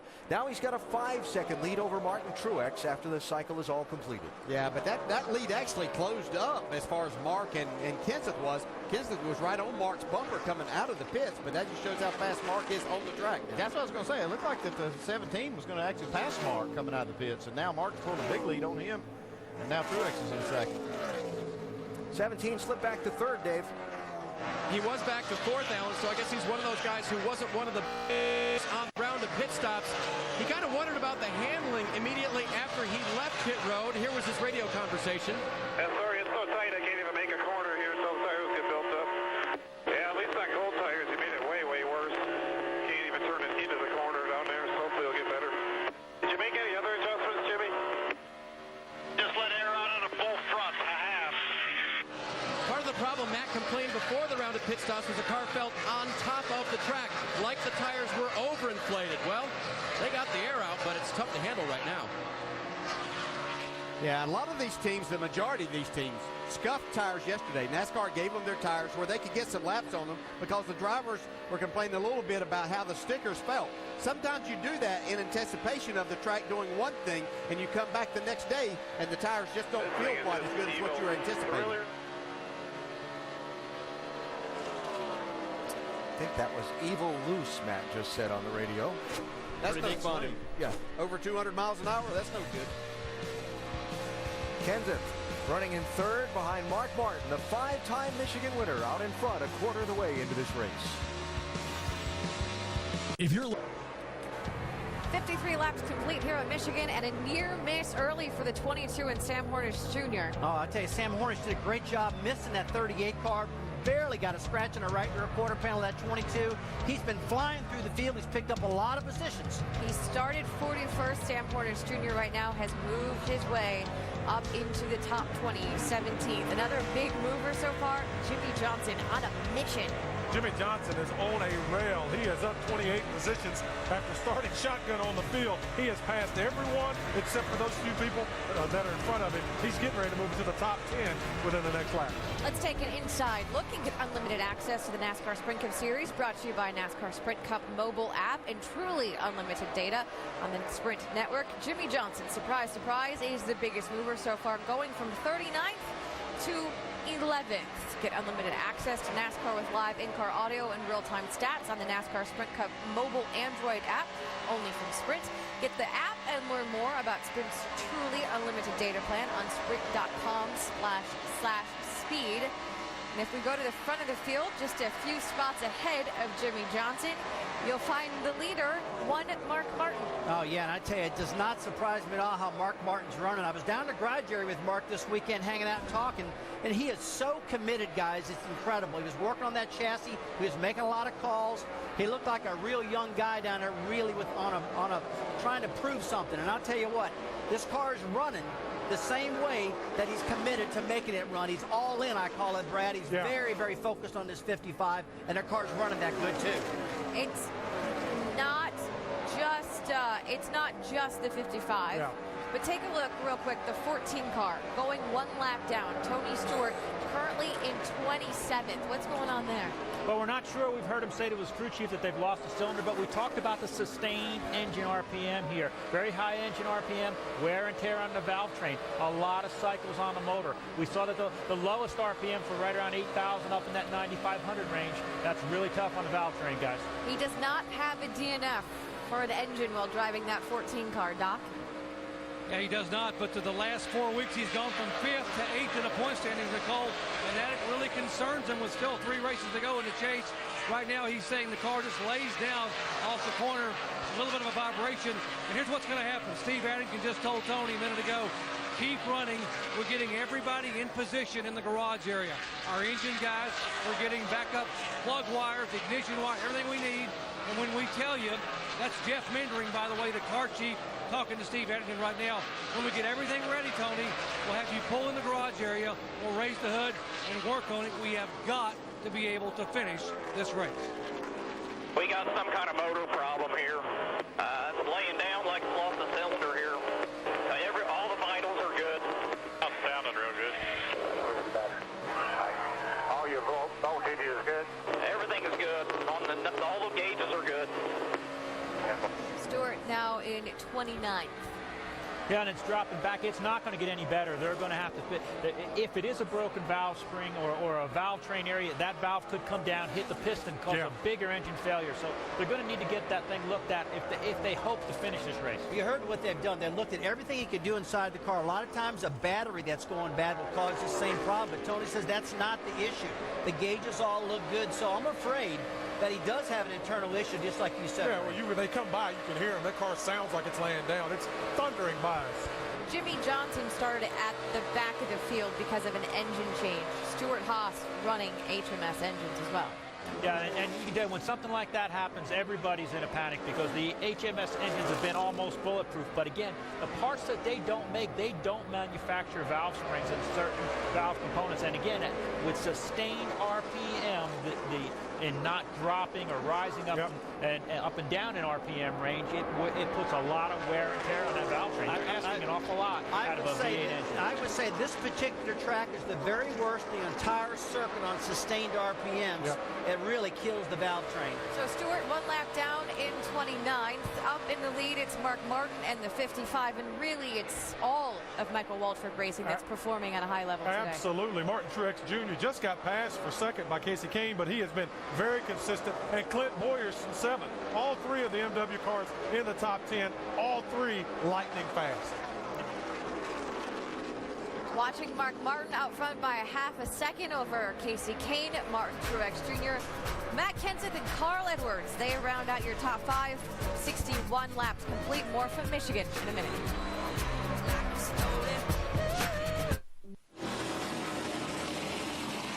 A strange and terrible wreck as Mark Martin was caught up in an accident in front of him off turn 4, spun down pit road and caught the butt end of the opening of pit wall. You see Mark climbing from the car there, fortunately, because look where that car hit that wall, just behind the driver's compartment. I don't know if that got the oil tank there. More than likely, that's probably exactly situated right behind the driver's seat there, just in front of the rear tire. Yeah, you can see oil up inside the glass, the rear window. It's busted the oil tank. Good to see Mark get out of that car. That was a crazy impact. And see him thank the safety workers there, too, as he walked away. Yeah, they were right there on the spot to help that, what could have been a much worse situation, too. So this began. Mark had Casey Kane coming up from behind him, racing for the lead. Juan Pablo Montoya and Bobby Labonte were racing right in front of him in turn 4. Yeah, and Mark had caught these cars. You can see Bobby Labonte looks like just loses it, gets loose with that car right up behind him there.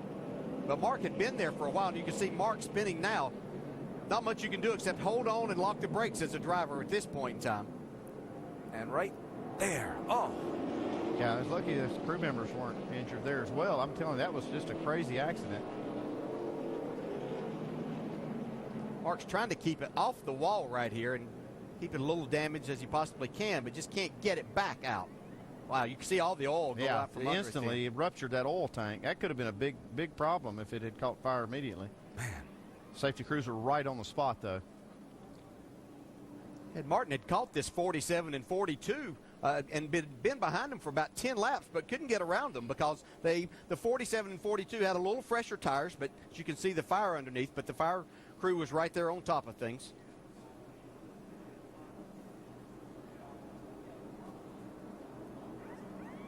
You see the end of that wall just penetrated the frame and everything, got to that oil tank immediately. And you see the tire getting knocked in and some of the equipment into Casey Kane's pit stall. Yeah. Crew members jumping around. Is it kind of ironic that we're talking about the 47 in an accident and oil comes up too after last weekend's deal at Watkins Glen? See, it was just severed the frame, the whole rear frame section. Such a fast race car Mark had. No, that's too bad. And like I said, he had caught Montoya and been working on him trying to get by him. That's how Casey Kane had closed the gap. I don't know if I hit him. If I hit him, I'm really freaking sorry. I got tied underneath him. I was trying to keep up him. I was actually off the throttle. Juan Pablo Montoya. Yeah, from the angle that we had there, which was a little bit late, there wasn't any contact at that point in time, but we'll have to take another look and make sure that wasn't the case. See, as they come into the frame here, doesn't look like there's no contact there. That's just a matter of getting there so close, and a car probably already a little bit on the free side. Air rushing off the front of that 42 car and up under the back of the 47. Yeah, Mark looked like he was actually going to miss the 47, but then Casey Kane had so much speed and couldn't get slowed down. Looked like he got into the back of Mark. That's what sent Mark spinning.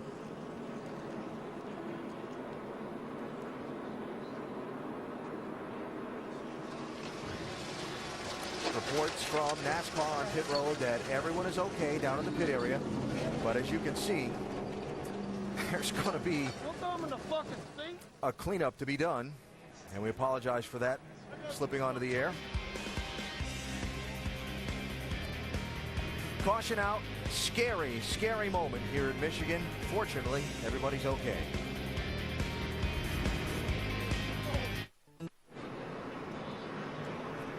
Still under caution, pit road still not open, cleanup still continuing here at Michigan International Speedway. Gives us a moment to remind you that tonight the Lucas Oil NHRA National Finals from Brainerd will happen at 9 Eastern Time on ESPN2. And to talk a bit about next weekend when we go to Thunder Valley. NASCAR Nationwide Series Friday night, 7 Eastern on ESPN from Bristol. The NASCAR Sprint Cup Series, 7 Eastern next Saturday on ABC. And the shaved degree or two of banking off the top lane at Bristol. What's it going to look like? It'll be a fascinating weekend next weekend in Bristol, Tennessee. This is Casey Kane's pit stall. That end of that wall is where Mark hit.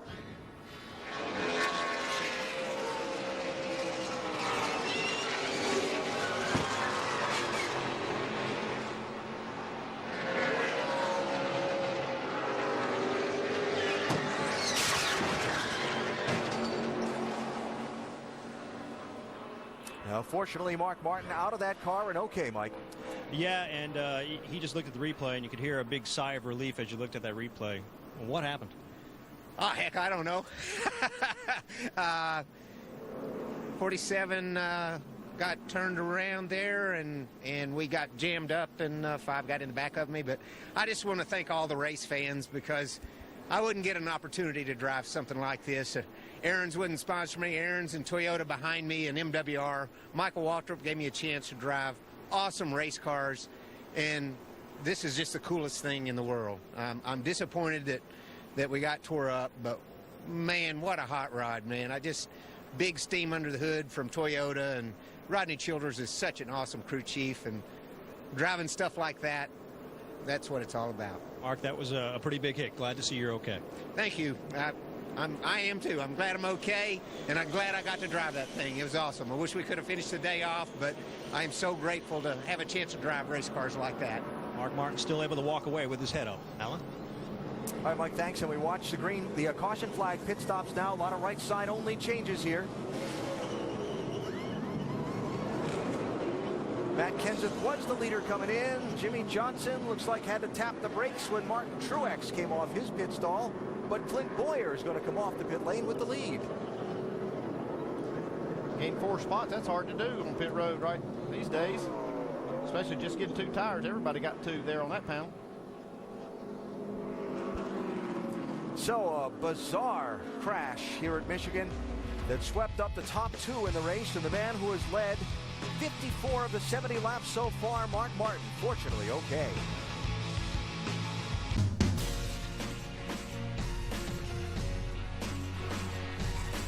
Pure Michigan 400 is brought to you by Frost Brewed Coors Light, the world's most refreshing beer.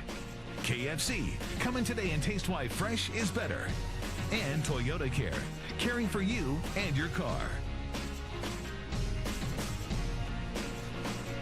Beautiful lakes in the Irish Hills of Michigan on a beautiful 72-degree day where the NASCAR Sprint Cup Series running the Pure Michigan 400.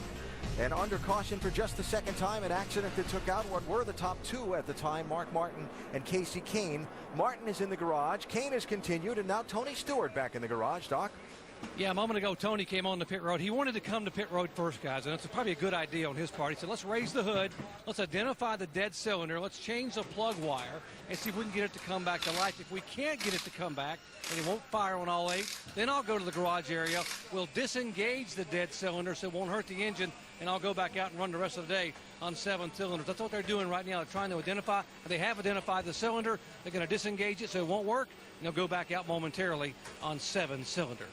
And the reason this is so important, Tony Stewart is 8th in the championship. He can fall out of the top 10 in these last 4 races, including today, so they've got to make repair efforts and get as many points as they can.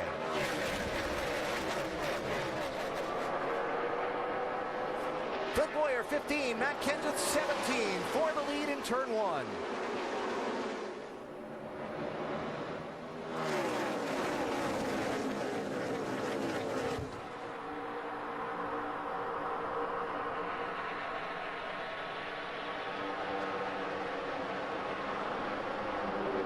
Greg Biffle for a spot on Kevin Harvick, 16 and 29. Biffle up to 5th.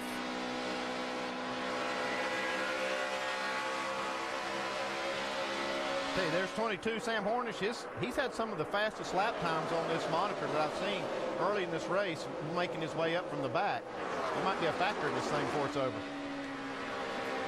What the caution did in the long yellow is it got all the guys who were off sequence on pit stops that played some strategy, like Jimmy Johnson and Dale Earnhardt Jr. and Sam Hornish, who started at the back.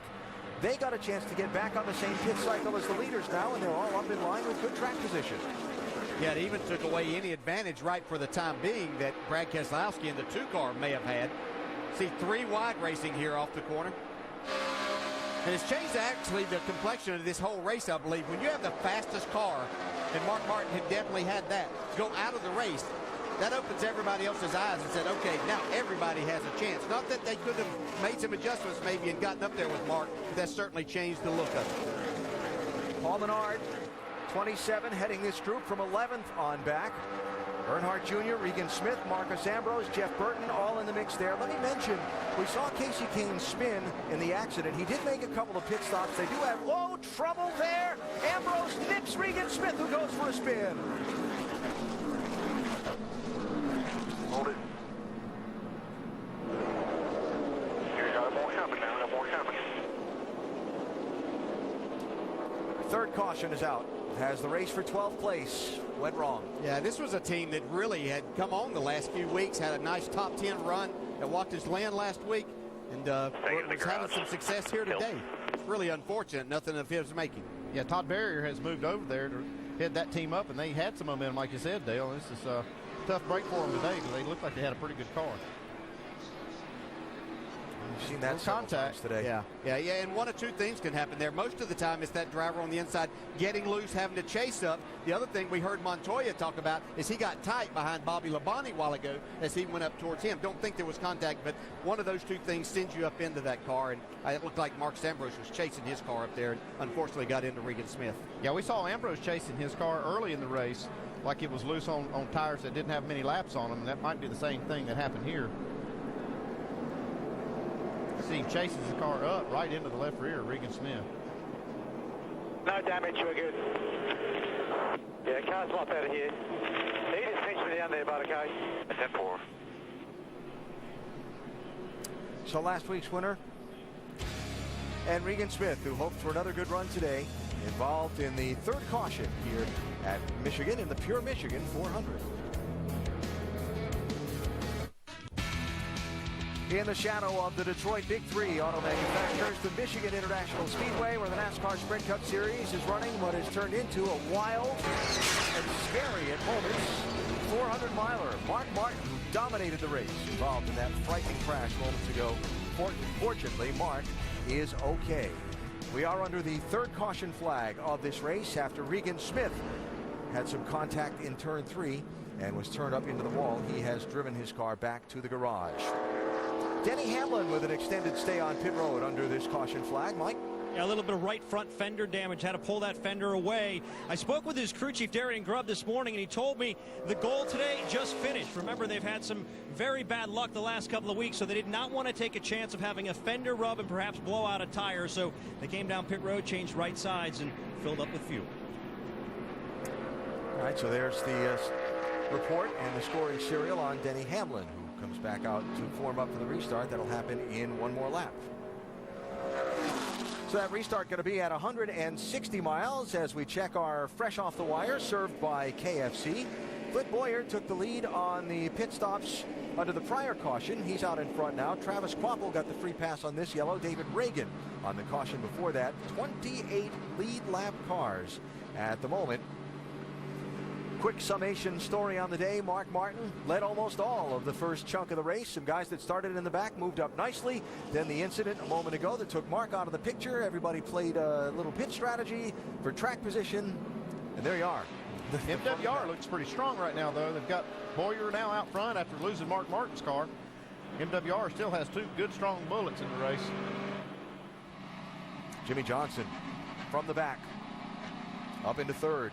And I started to tell a story about Kasey Kahne when that last crash happened. Remember, Kasey running second to Mark, swept up in the accident off the corner. Couple of trips down the pit lane under the yellow flag for repairs. He is on the lead lap, and Kasey is in 19th position, Dave.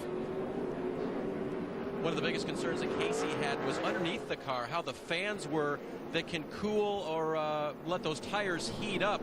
Andy Peter, I'm wondering if you can help us out. When a car takes a slide like that, what kind of damage can it do underneath there? Well, hopefully, I mean, you see the damage from the contact. You hope it doesn't go through the grass and rip some of the brake duct hoses off.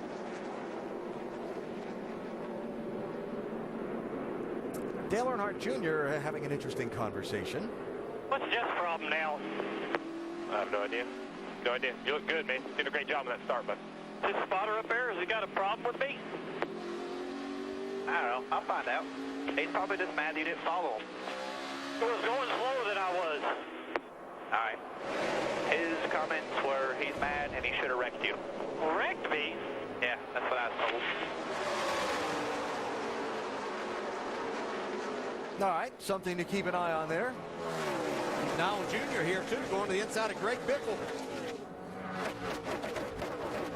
I will say this, in our watching the first 80 laps of this race, Jeff Gordon on the first few laps after a restart has taken some time to get going. Then he's lightning fast. Yeah, that's what's frustrating for Jeff, because he is fast after he gets going, and he doesn't want to lose too many spots. And I guess he felt like maybe Junior not only cost a spot he lost to him, but maybe some others as well. Yeah, he's lost some as this restart has happened also. Greg Biffle, 16. Sam Hornish Jr., 22. 8th and 9th spots there, and ahead of them, 2 and 48, Keselowski and Johnson. That's for 6th.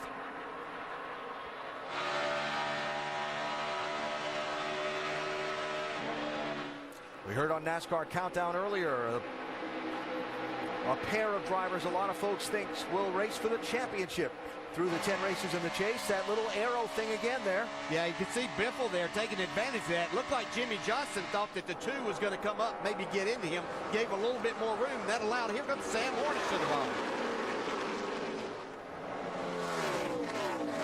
Really impressed what Sam Hornish doing. As Andy was pointing out, he had no practice in this car. He was here a few weeks ago in that test, as they did a tire test. Biffle and Keselowski just bouncing off each other there. Look at Sam take this 2 spots getting in the corner. Can he hold it down? Job. Can he hold on to it? Hey, he might give those spots back. Whoa. It's like his teammate gave him a break. Yeah, I was just wondering about him getting up under his bumper there off the corner with him already loose, but Sam was able to hold on. Trying it again. Yeah, Sam's car works really good on the bottom, but it costs him a little bit of momentum as he hit the straightaway. Jimmy Johnson restarted 3rd. He's sliding back here on this restart.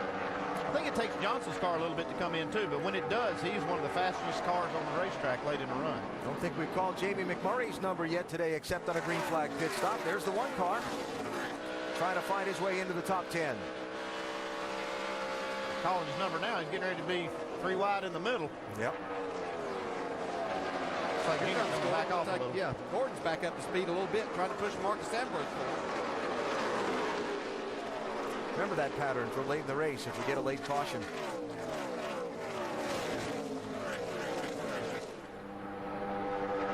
Jeff and that team will definitely be hoping for a long green run at the end of this thing, because again, as we've gone 20 laps into a run, his car keeps showing up as turning the fastest laps among everybody time after time.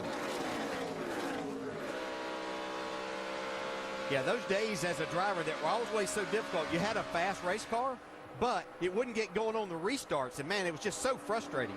Let's see what we were talking about here. See, Junior just made a lane down there on the bottom. Does get the spot from Gordon.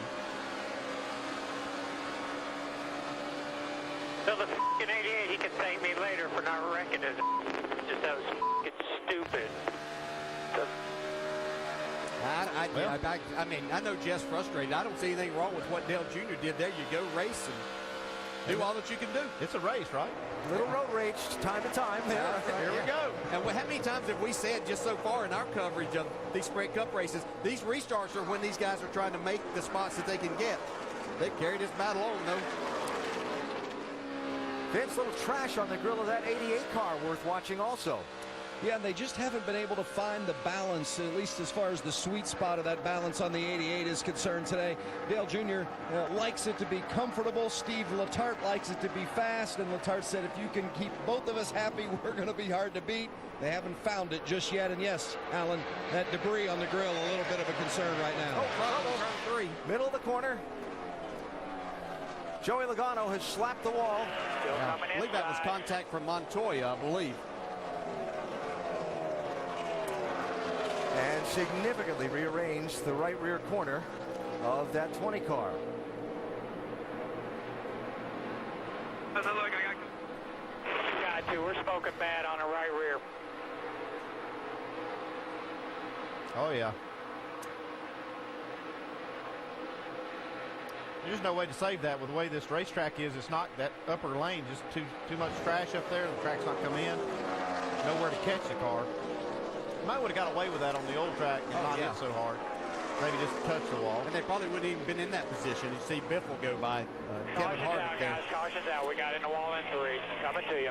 Joey hit the wall again while we were looking at the replays and then went back to the live racing. So caution out here for debris from the 20 car, 4th yellow of the race. Yeah, and from that first angle that we saw there, I'm not going to put all of that on Montoya. I mean, he may have gone a little bit, but you can see, and of course Logano was needing to turn down, but it's just they came together.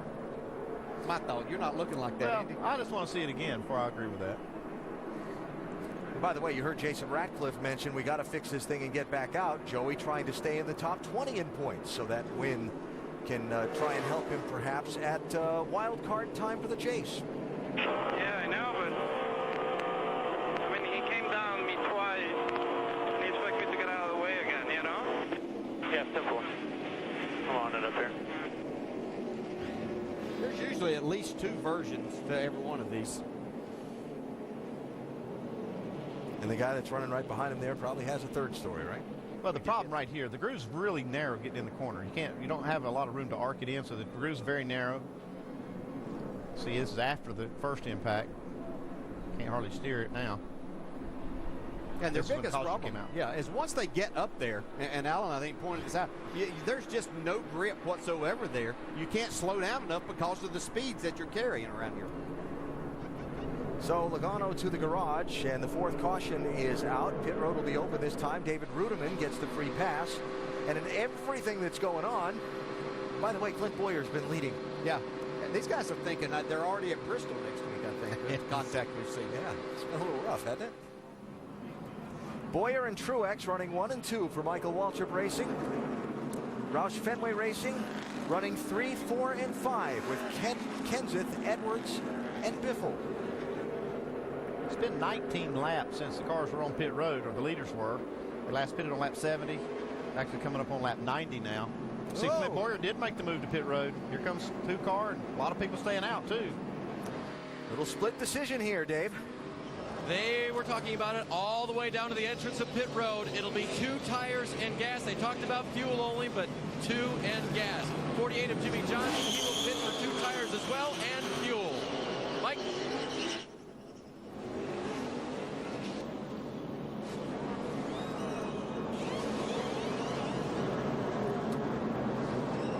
Brad Keselowski, Dale Earnhardt Jr., Kyle Busch, Marcos Ambrose, Jimmy Johnson, Casey Kane, Ryan Newman,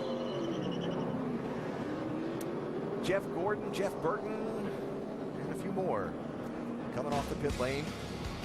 But Truex, Kenseth, Edwards stayed out. They'll go to the top 3 spots when we go back racing in the Pure Michigan 400. Just shy of halfway in the Pure Michigan 400, coming to the restart. 12 cars did not pit. First off the pit lane was Dale Earnhardt Jr. He's back in 13th as we get set for the restart. Martin Truex Jr., the new leader, choosing the outside lane with Matt Kenseth in the 17 to his left.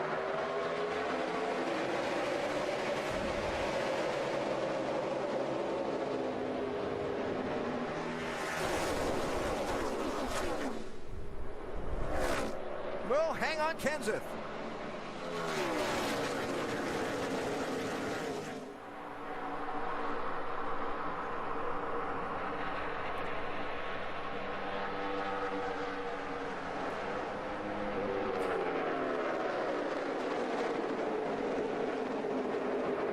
Kevin Harvick able to stay up there. It's probably one of the better runs we've seen Harvick at as Kenseth loose once again off of 4. Another guy, just like we were talking about Jeff Gordon earlier, that has trouble, it seems like, getting going on the first few laps, and then it settles in. You guys just will not give them a break when they're struggling on restart, will you? You're going to pounce on them right then. Tony Stewart has come back onto the racetrack, but Jeff Gordon is now off the pace.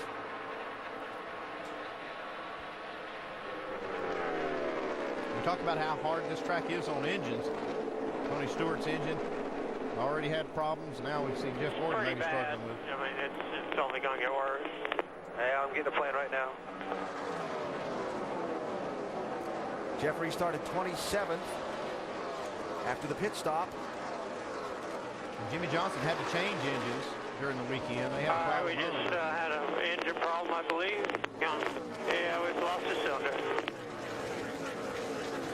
So Hendrick Motorsports changed the engine on Jimmy Johnson's car Saturday morning when they saw something they didn't like. Tony Stewart had a problem earlier today, is back in the race. Stewart 22 laps down in 34th place, and now Jeff Gordon with his troubles as Greg Biffle gives that wall a shave. And Johnson, after starting in the back, has charged his way toward the front, running as high as third a little earlier, 13th right now after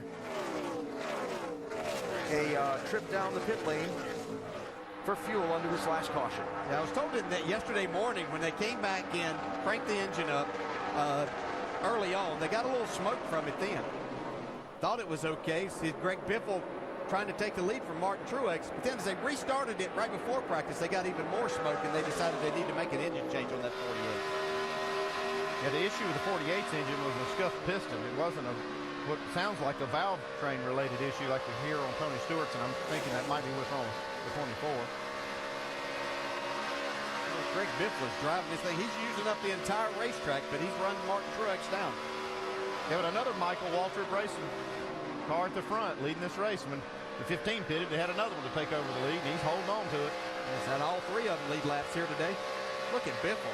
Just out of, he's trying to widen the groove out some.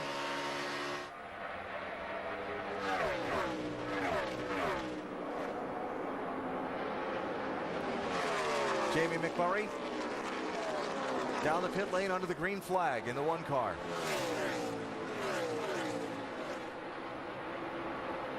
Greg Biffle, talking with Greg earlier in the weekend, and he feels like they've had a lot of speed in these race cars. And this particular racetrack has been a really good one for Biffle over the years. Maybe he's going to reverse the pattern here in recent years, because his pattern here in recent years has been to lead a lot of laps and then not get the win. Well, he hasn't led yet today. He was trying, but it seemed like the closer he got to that 56 car Truex, the more he kind of lost the front end. And they both better look in their mirror, because Sam Hornish is coming at him pretty quickly. What a story that would be. I've been watching this 22. I'm telling you, from the start of the race, he's been fast, working his way up. Now he's got track position. This car's still going to the front. Remember, started in the back because another driver qualified this car on Friday while Hornish concentrated on his NASCAR Nationwide Series championship effort up in Montreal. He got in this car this morning without a single lap of practice this weekend, and here he is running third. You know, he almost came back and won the Nationwide race there yesterday on the road course after getting involved in an accident, going back just almost outside the top 20. Probably another lap or two. He's going to give Justin Allgaier everything that he could handle, but what a great run here today. You can just see and listen to the confidence in Sam Hornish the more opportunities he gets in these race cars. Just doing a fantastic job here today. Trying to make a case that he should be the guy in this 22 car for next season for Roger Penske. Reminder to check out NASCAR.com/RaceBuddy to watch coverage live from Michigan International Speedway by following your favorite drivers for free with 8 live camera views. I gotta think Sam is thinking that, hey, I'm not how many chances I'm going to get at this level. This is one of the best opportunities I have. I need to make the most of it, and boy, he's doing it today. Hornish running third behind Truex and Biffle. Jeff Gordon has gone to the garage and is climbing out of his 24 car.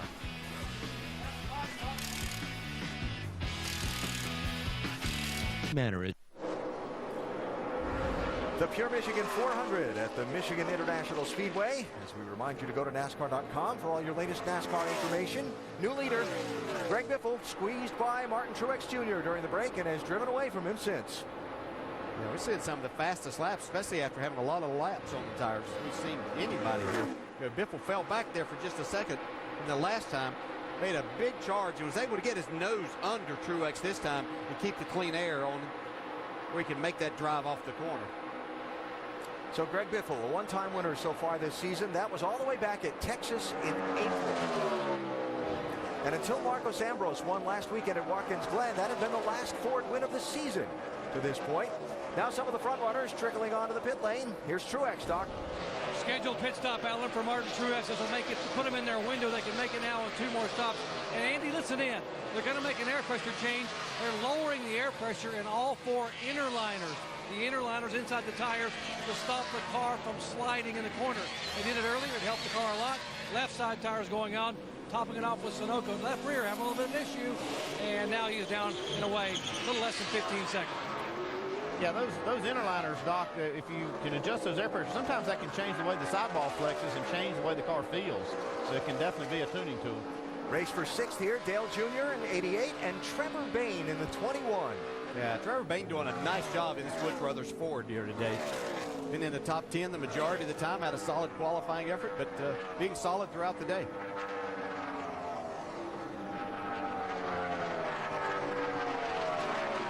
Trevor, of course, not getting to run every race this season, making one of his infrequent starts, but doing a solid job today. And 88 car continuing to move from the back toward the front, Vince. That's exactly right. And Dale Jr. said for some reason it's as good as it's been all day long. Steve Letart's been taking some swings at it, and he's got a happy race car driver right now.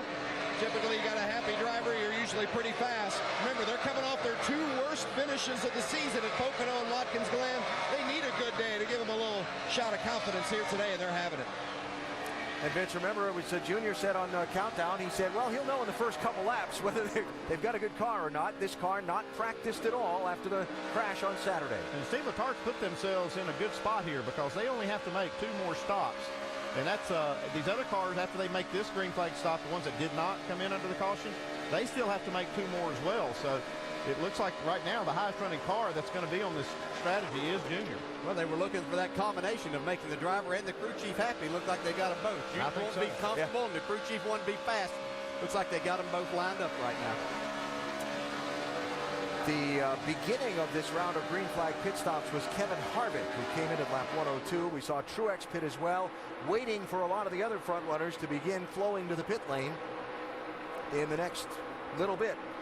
And that strategy really works if it goes green the rest of the way. We've seen races here go green a long time, so it'd have to go all the way to the finish that way if that strategy is going to work. Denny Hamlin on pit road for a long time, a little earlier in the race. Now here he is in 9th place, racing Marcos Ambrose there. Yeah, the best we've seen this number 11 Toyota today for Denny Hamlin.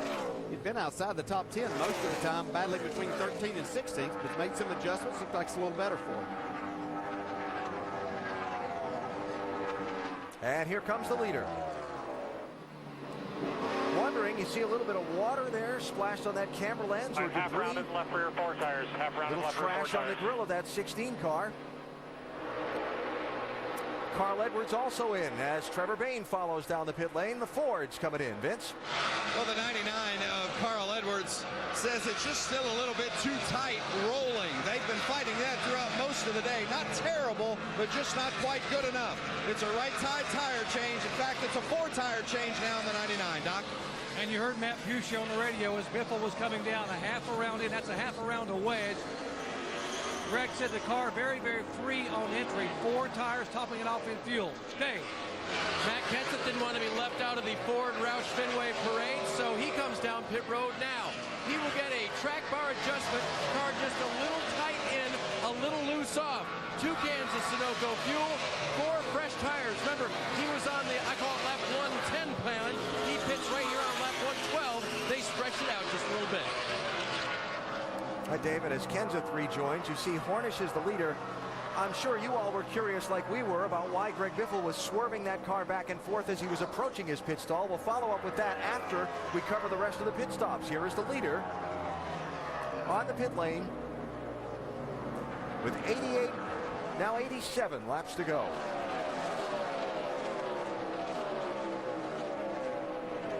Hornish is in, Doc. And Sam said, guys, you got to clean the grill. The oil temperature and water temperature are both high. I don't see anything on the grill. Not a good sign. We're going to change 4 tires. Sam has driven this car away from the back of the pack. Slight air pressure adjustment. Otherwise, considering the fact he has not been in the car the entire weekend, they have had minimal adjustments other than about a half a round of the track bar. Down and away, a little less than 16 seconds. New leader Paul Menard will give that top spot up and come to the attention of his crew, Dave. And he will indeed do that. They're going to go over the wall, and for Paul, it'll be a 4-tire change as well. Under Green, of course, more likely to do that, although we did see the 48 do the 2-tire stop earlier. Paul going to get 4 tires. They are going to fill it full of Sunoco fuel. Slight air pressure adjustment at this point.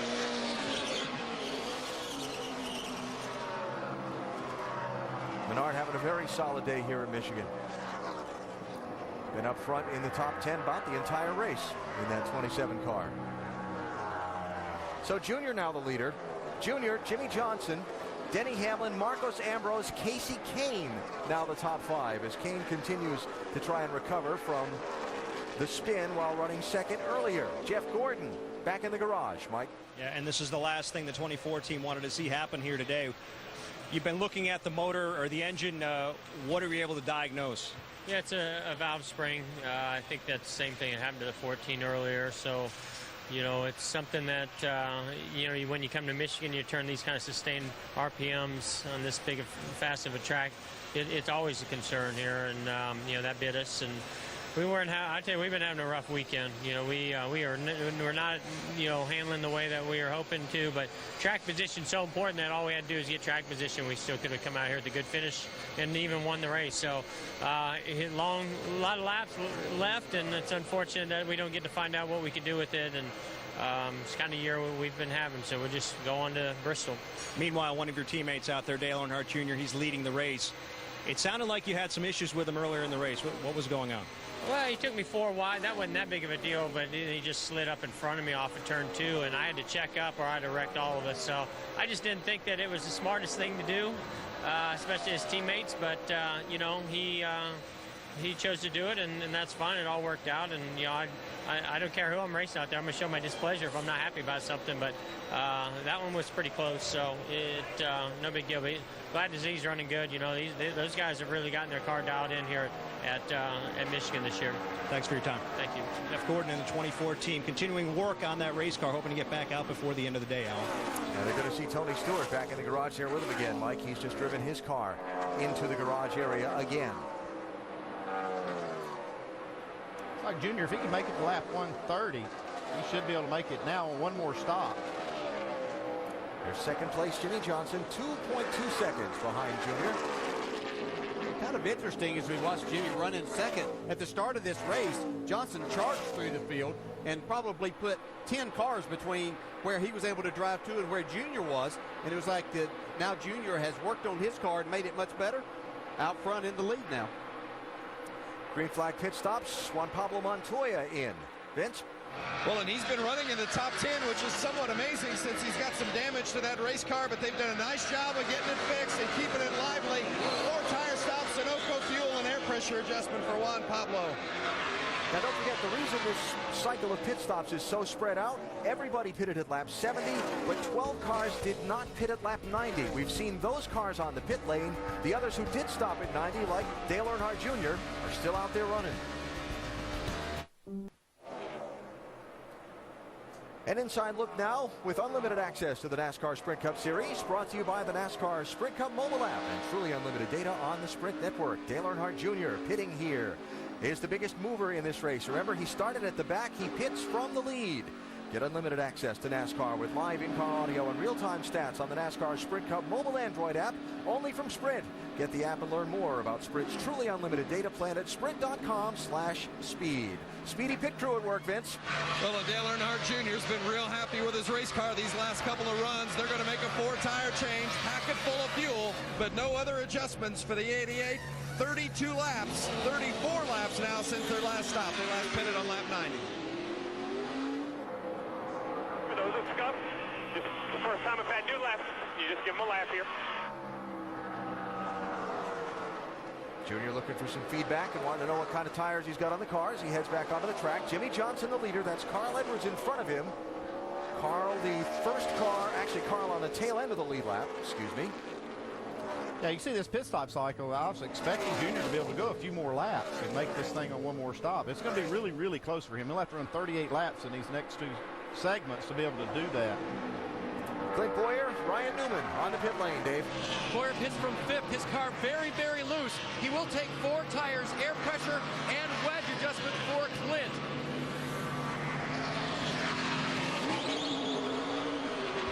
And right side of the screen, Jimmie Johnson will give up the race lead and come in for his stop.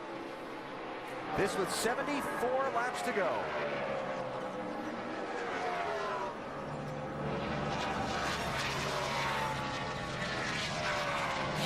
Wedge adjustment from Jimmie Johnson. He also adjusted his line. It was taking too much wheel. He backed up his braking just a little bit. 4 tire stop, lap 126. Also, Kasey Kahne on pit road. Slow removing the left rear. Crew Chief Kenny Francis just told me since the repair, he believes the car is 100%. Kasey is gone with 4 fresh tires. Marcos Ambrose in. Jeff Burton in. Kyle Busch in. Doc? A little bit of fuel strategy. Kyle Busch in. 4 tires, topping out the fuel. Not running that well, but getting pretty good fuel mileage. May be able to roll the dice a little bit here. They need to have something happen to get them to victory lane. Alan? Brad Keselowski now the leader. Then it will cycle back around once he pits to Greg Biffle and Martin Truex Jr. Here's Kurt Busch in. Doc? And remember, they cannot hear him on the radio. It's just all static. He can hear them. He can hear crew chief and spotter. He's been coming in, topping off with fuel, wants to be able to get a top 15. They say expectations, maybe a top 10. He told the crew last night in a private morale building meeting, he's proud of how hard they're working to make him look good. He appreciates it. Mike. In practice this week, Paul Wolfe was very concerned that the two, Brad Keselowski, could not charge the corner the way they would like. They've gone to work on that car throughout the weekend and throughout the day, making a series of adjustments, and the car has gotten much better. They'll take on 4 tires here, an air pressure adjustment ever so slight, and they'll drop them down off the jacks in just over 13 seconds. A good stop for Keselowski. Keselowski's the only one that's proven that he can make it on one more stop by making his pit stop here at lap 128. He only has to run 36 laps in each of these last 2 segments. He's already run 37. Pass-through penalty for Bobby Labonte for speeding on pit road under his green flag stop. Greg Biffle is now the race leader. It's Biffle, Truex Jr., and there's the gap from 1 to 2. Then Matt Kenseth will come back and cycle 3rd. Jamie McMurray 4th, Sam Hornish Jr. 5th. Jimmie Johnson is running 9th, Dave. Why don't you show you these left side tires, Alan? They are the ones that he started the race on. Talk about some good tire wear. They changed left sides for the first time today on that pit stop. Wow. I think Goodyear's done a great job with this tire and this new surface. One of the biggest challenges when they... One more time, so does the 88. Everybody else ahead of us has to pit twice to make it. Okay, well, he's got the same thinking I have. I'm just saying the people that's proven it has been the 2 car. These 2 cars here may be able to do it if they go into a little bit of a conservation mode. Laps.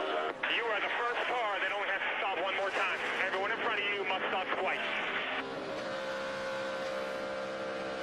Yeah, I mean they've got themselves in a good spot. I was expecting them to run more laps in that segment there before they made that green flag stop, but they know that now that they can make it on one more, and that's putting Junior in the catbird seat, and so is Jimmy, and the 2 car too is in a good spot. 7 of the last 10 races here at Michigan, the last green flag stretch has been under 30 laps. But in the first race on the new pavement here in June, that last green flag stretch was 60 laps, the longest in the last 10 races here at Michigan. What do you go with? Long history or the new pavement brief history? Well, it's kind of hard. I've seen races go completely green here, green to checker. So I've seen them with a lot of cautions and some with none. Really, you just can't count on anything. It boils down to it. So his answer to that was maybe. Yeah. Greg Biffle out in front, looking for his second win of the season. Biffle, who came into the race second to Jimmy Johnson in the NASCAR Sprint Cup Series championship standings by a single point, looking to reclaim the lead.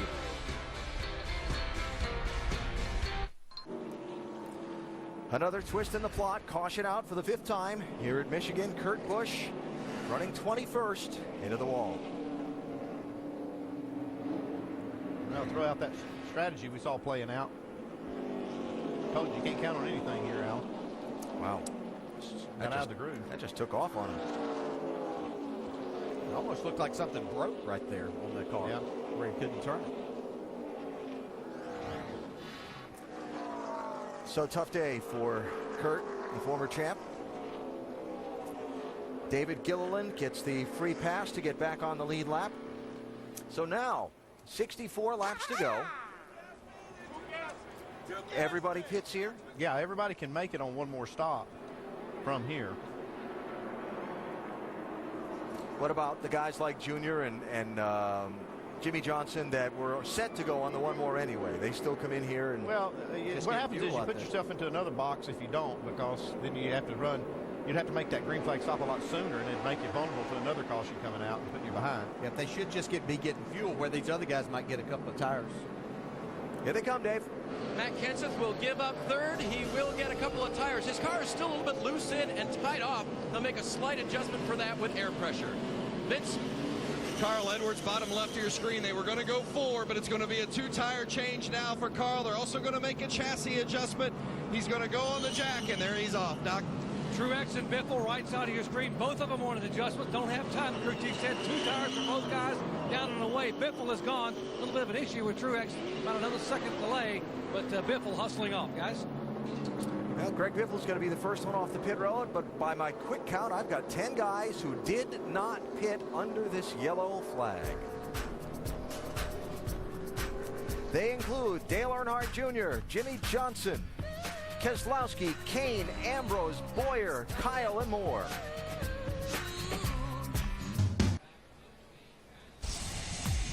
Under caution here at Michigan, our 5-hour energy rapid recap will get us caught up with what's happened so far. Starting with this, lap 64, a very scary moment for Mark Martin. Massive wreck. Hits the end of pit wall right there. That wall went right behind the seat. Let's take a look at this. Oh, exploded the oil cooler. Yeah, barely missed that seat, Brad. Yeah, you see the oil cooler explode. There's the fire from the oil. Fire crew was right there, got it put out. Mark Martin safe, but that is a horrific wreck. Mark Martin fine, so is everyone else on pit road. It's been a good day for Dale Earnhardt Jr., especially considering where he started, 42nd in a backup car. Yeah, absolutely. They said that's a backup car. He ran third with it. California, tested it. They're pretty confident in it. Obviously, they transferred their setup from the race car. It's pretty good. And who's leading right now? Dale Earnhardt Jr. Though problems for those drivers running Hendrick engines. Tony Stewart, valve spring issue. Jeff Gordon, valve spring issue. And oh, by the way, Jimmy Johnson switched an engine earlier this weekend. Yeah, Jimmy Johnson switched out the engine. And also Dale Earnhardt Jr., that backup car, he's kind of got a little better engine, less time on that engine too.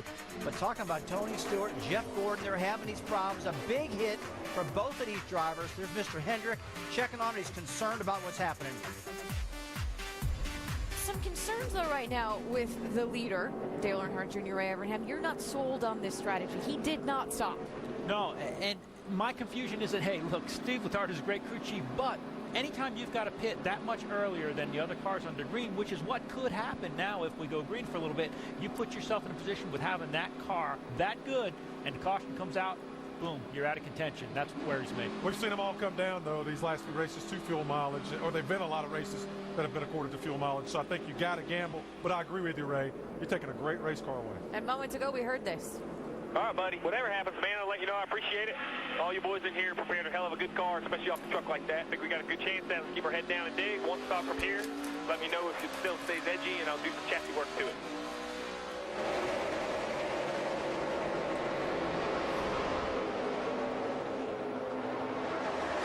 60 laps to go. Junior with the signal to his teammate behind him on the restart. Like he was signaling Casey Kane when he was going to go. Yeah, you just want to get that little bit of a push that you can, because you utilize the draft, give him a push, and it push Junior out in front. Carl Edwards, 3 wide.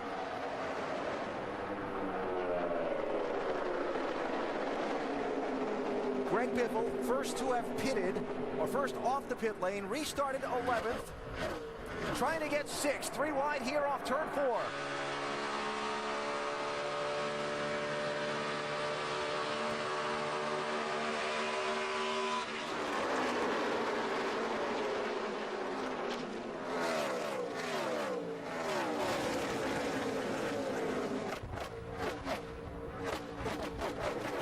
Jeff Burton had it hung out. Wow, 31. there's a lot going on there. See Carl Edwards bum drafting with Martin Truex Jr.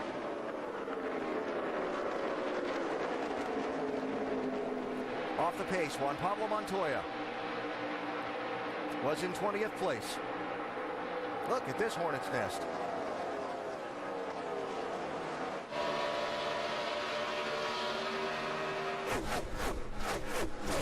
Caution's out. Debris from the Montoya car. Left front tire was down on that car. I believe it either knocked something off the car. Yeah, there it is. Still coming off. Yeah, he missed pit road entrance, so this is going to cause even a bigger mess before he gets back. We're going to that off and put a new piece on it. Let's get back to it as quick as we can. Well, that means we get to see all that restart stuff happen again. Yeah, how about that? Wow.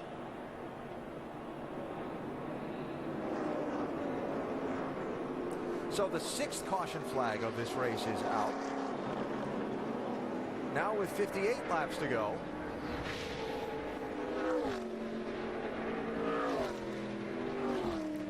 And Greg Biffle, after restarting 11th, all the way up to 5th in just those few laps of racing. And saving fuel.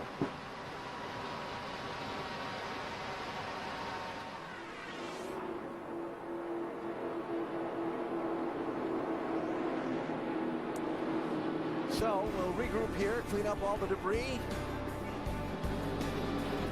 Wait on it, wait on it. Okay, let's go. Not yet.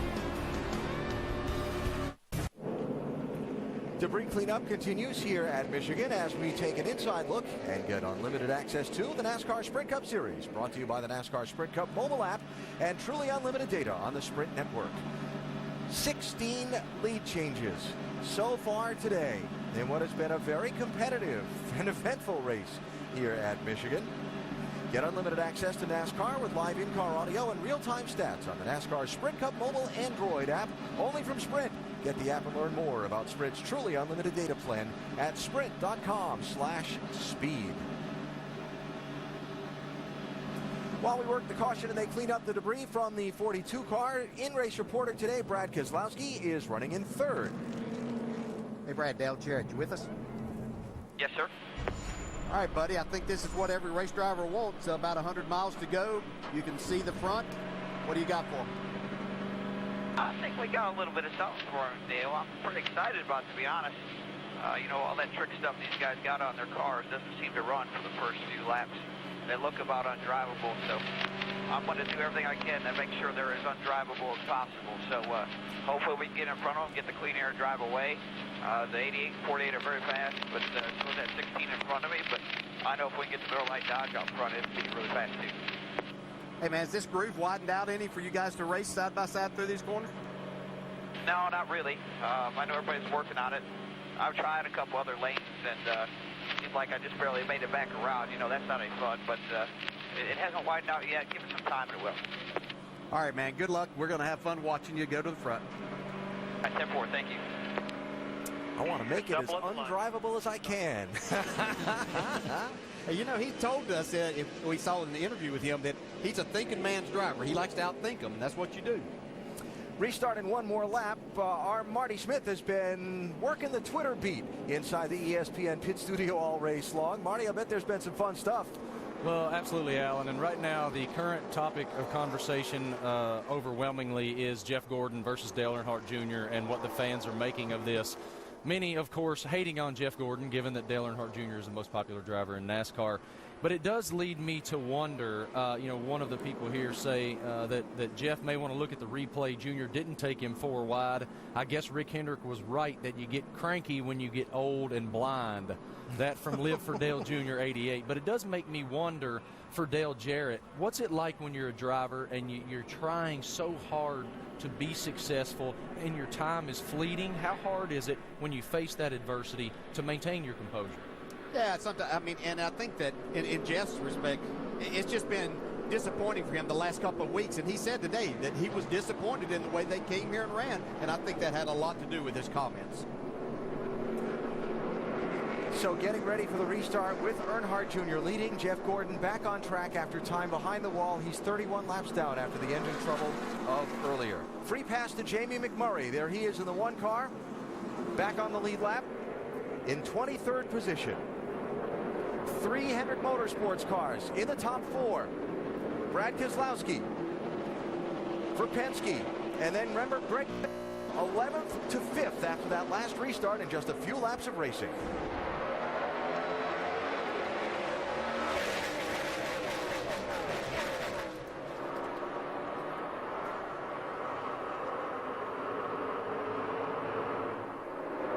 Biffle did that the last time on the high side, making those passes and coming quick. He's stuck down on the bottom now.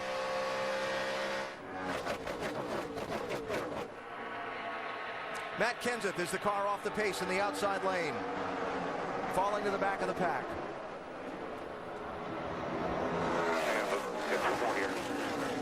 3 wide.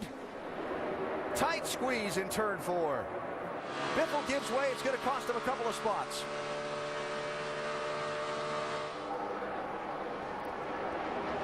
Kenseth was 10th. He's heading for pit road. Understand he may have a flat right rear tire. That's the report up from the pit lane. Confirming, Dave? Confirming. We'll show it to you here in just a second. Well, they're going to change all 4 now, and Matt's cut the car off. He's refired it. Both tires coming off the rear have some air in them. Check and get back to you, Alan.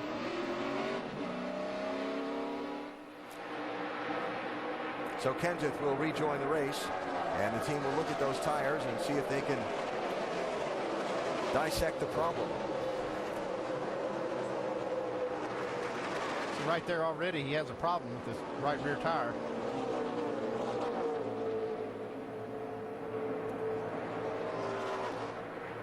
It's going to put Matt back to 25th place, a lap down. Dale Jr. leading, Jimmy Johnson second, Brad Keselowski third, Casey Kane all the way back up to 4th after involvement in the incident that took Mark Martin, the dominant driver in the first half of the race, out. He went all the way back to 26th following that spin. He's up to 4th, and there's Clint Bowyer in 5th. Ambrose and Edwards racing for 6th, 99 and 9. Both of these cars need a win. Saw that 9 car get 1 win last week. If he get another one, he'd be in the chase. See Greg Biffle there trying to fight his way back. Saw him start 5th on the inside. Fell all the way back to 9th here before he can get that momentum going back forward. That could determine late in this race, if we have a restart, exactly where you are, what kind of chance you're going to have. And we watch Ryan Newman in the middle of all this as well, Vince.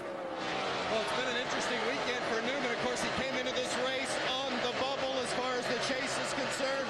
There you see him leading the 9 car in that 2 car battle. He's not been feeling well. In fact, he took an IV before the race today. And he's also been concerned, or this pit has been concerned, as you see Ambrose coming underneath the 39, about the fact that the 48, the 14, and the 24, all out of the Hendrick shop, have all had engine issues this weekend. 39 been holding their breath, but so far, no problems. They've just been real loose throughout the course of the day, Alan. And Newman, along with Ambrose, part of that group that is in the 11th through 20th in points group with 1 win.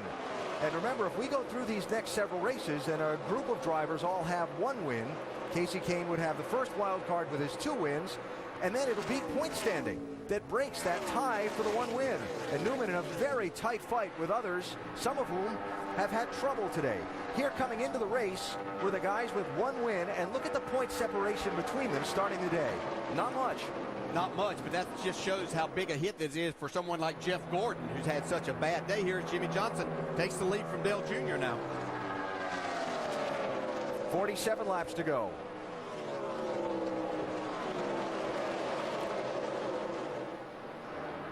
Interesting how after Jimmy qualified so well on Friday, qualified third fastest, they changed the engine on Saturday morning and he went all the way to the back, right? New leader, 48. Thank you, spotter Earl Barban.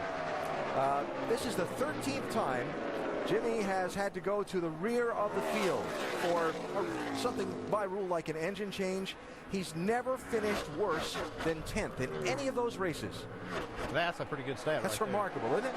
Good chance of keeping that stat alive here. He's got a lot of company up front. What are they saying about this 48, Dave?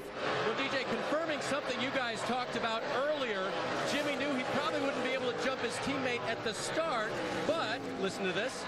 How to feel on that restart, Jimmy? It's not bad. I don't go forward like I want to on those restarts. It seems like we're more mid-run and on, but it did what I was asking it to do. Temporary. So I guess about 7 laps is mid-run and on, and he takes the lead. So Jimmy out front and has put a little bit of a gap on Dale Earnhardt Jr.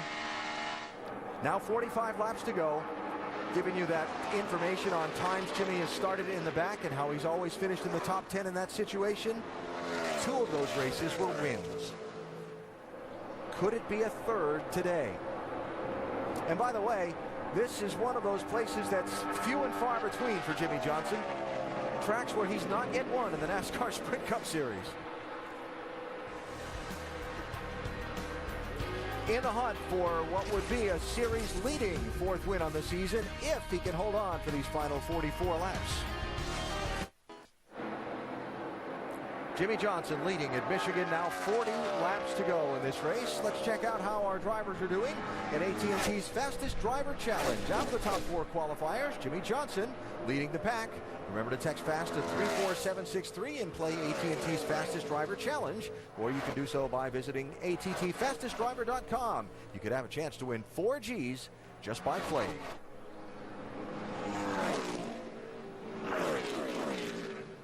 Storylines on the day.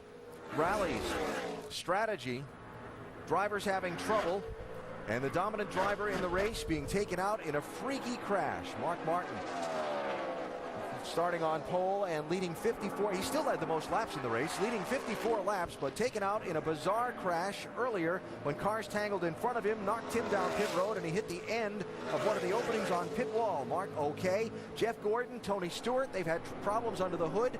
They have gone in and out of the garage a few times.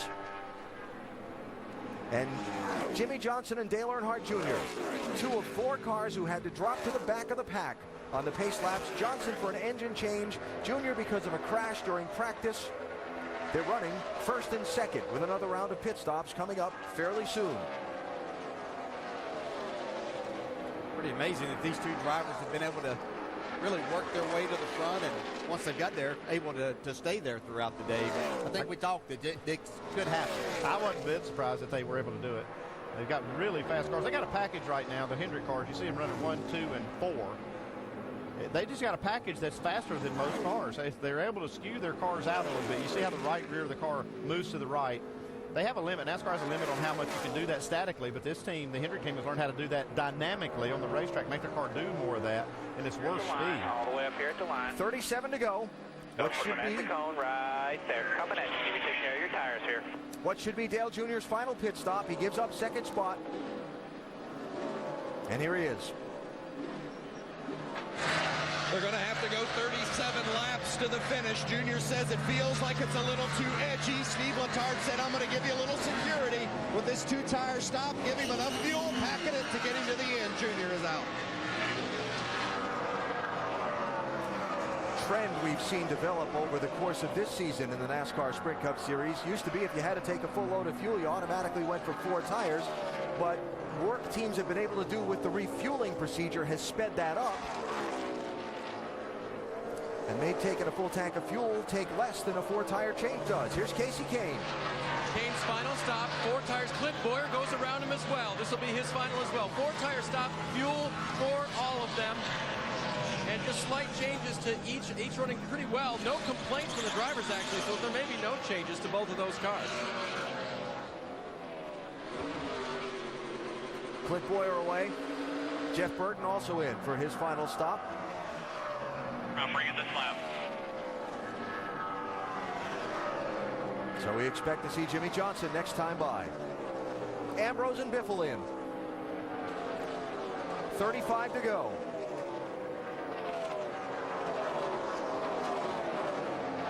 Newman is also in, Vince. Well, what a good day it's been for Ryan Newman and Tony Gibson. They've been up against it. We've documented that Newman has been sick, but they hung in there and fought a loose race car all day long. He said, you still got to snug me up. Mike? Marcus Ambrose with a very solid run. His crew chief Todd Parrott telling him do not slide the tires coming down pit road. A chassis adjustment and right sides only, Doc. Likewise, do not slide the tires. Matt Fuchsia told Greg Biffle, right sides only. Dave.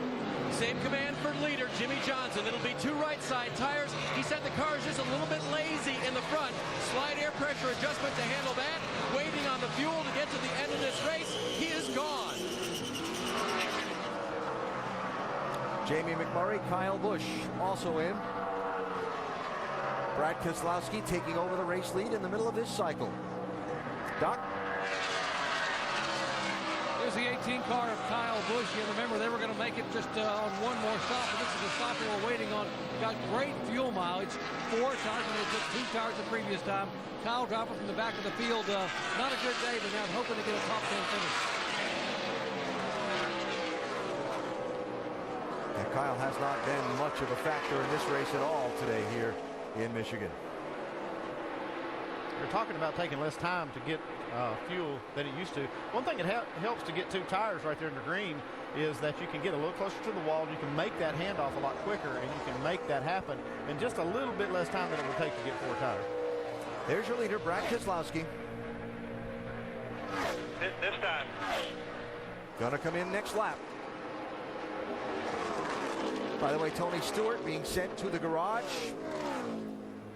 I will confirm, but I believe he wasn't meeting the minimum speed anymore. His car was continuing to slow as the engine problems mount.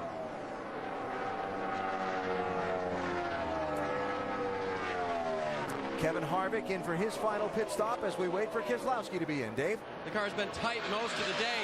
Before the round started, Alan, his car was in the 16th position, so it's been a little bit of a struggle. This will be the final time you'll see the 29 car on pit road.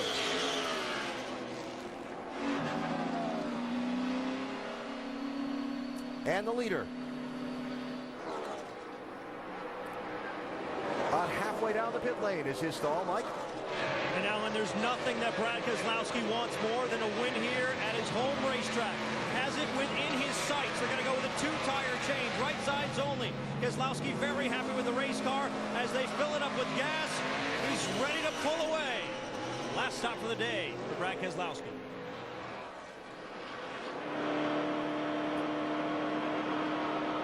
You saw the 2 gas man strategy there by changing just the 2 tires. Here's Carl Edwards, who took over the lead as Stewart's car is pushed to the garage. Edwards followed down the pit lane by Martin Truex Jr. Here is Carl, Vince. Remember, they're on the outside looking in as far as the spot in the chase is concerned. They need a win, but they're not going to get it today, or at least it doesn't look like it. It's going to be a 2-tire change. They're going to go up 1 round on the track bar to try to get him to roll a little freer. Doc? Martin Truex said, you know, our car does not respond to 2 tires. It just doesn't at all. You know, we just can't go anywhere. Chad Johnston, crew chief, said, you know what? We don't have time. Right sides only. Slight air pressure. Got to get it full of fuel, and he did. He's away. So that turns the lead over to Sam Hornish Jr. with Denny Hamlin, Trevor Bayne, Paul Menard, Landon Castle, Travis Kvapil, David Gilliland, all lead lap cars and all yet to make their stops.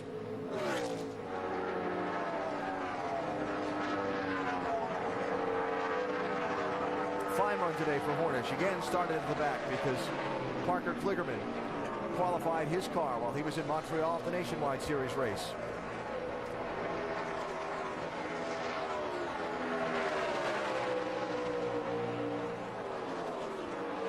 That puts Truex a lap down for the time being. As he can get by Sam Hornish here, but Sam has done a terrific job driving this race car. Really all the races that he's been in.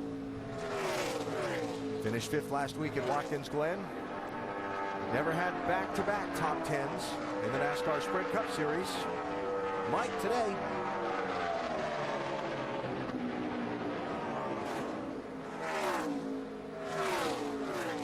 And this will not be his lap to pit yet again. These cars have about 10 laps cushion. They made the caution flag stop, so they had about 10 laps extra fuel they can run before they have to make this last pit stop. You can see he's not that much slower than the car. They're just getting ready, but not really that much slower than a car on brand new tires there. Yeah, that's the thing. That's why the strategy works, because the tires are not worth a lot. Just keep their speed. Just once we finish the cycle of pit stops, the gap from Jimmie Johnson to Dale Earnhardt Jr. is a couple of seconds as Hornish comes in down the pit lane.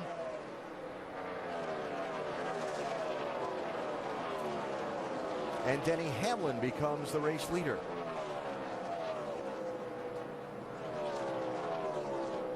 All right, Doc. Going to be 2 right side tires, fuel. Got to be a clean stop. What about Sam Hornish from zero to hero? Didn't have a cup ride back in July.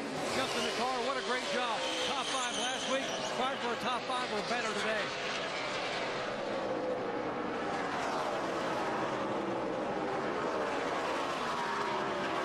So Hornish rejoins. And now 2 more of the cars that have yet to pit make their way down the pit road. Denny Hamlin gives up the lead. Trevor Bayne follows him in. Paul Menard becomes the leader. 24 to go with make it 25 to go with these stops. Mike?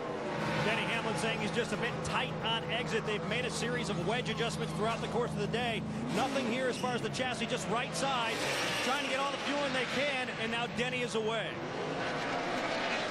Had to make sure he didn't nose across the front line of that box with that fuel can still attached. Would have been a penalty.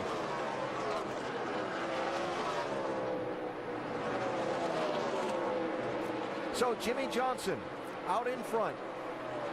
A few more cars to cycle through, then Johnson will go back to the lead.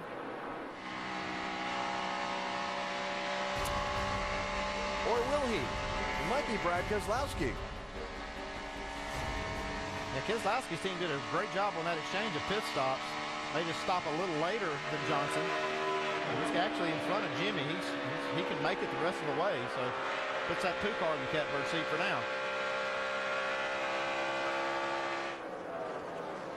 Turn of events on that cycle of pit stops. Yeah, Brad did a great job getting on the pit road. 23 to go. How's it going to turn out?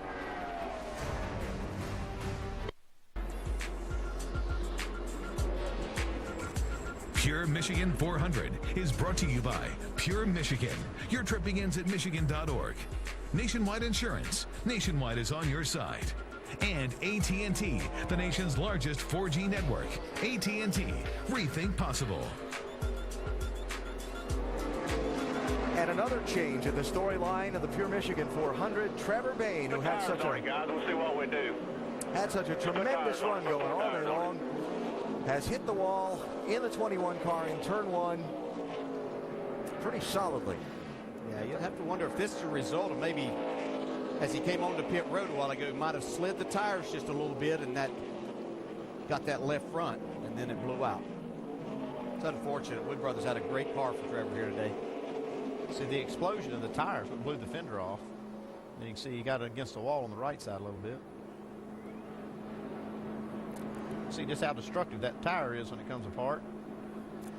And so 4 cars had not yet made their stop under the caution flag, under the green flag rather, before the yellow waved. Paul Menard, Landon Cassill, and Travis Kvapil had not yet stopped. Then you'll cycle back around to Brad Keselowski and Jimmie Johnson, who pits here besides the guys that didn't stop yet. Very few. It's like Harvick. I think it's Kevin Harvick, maybe Jeff Burton, Eric Almirola. Take a wave around. I think Almirola might have gotten the lucky dog. He did get the free pass there, yes. Yeah, Sam Hornish comes on the pit road. Yep.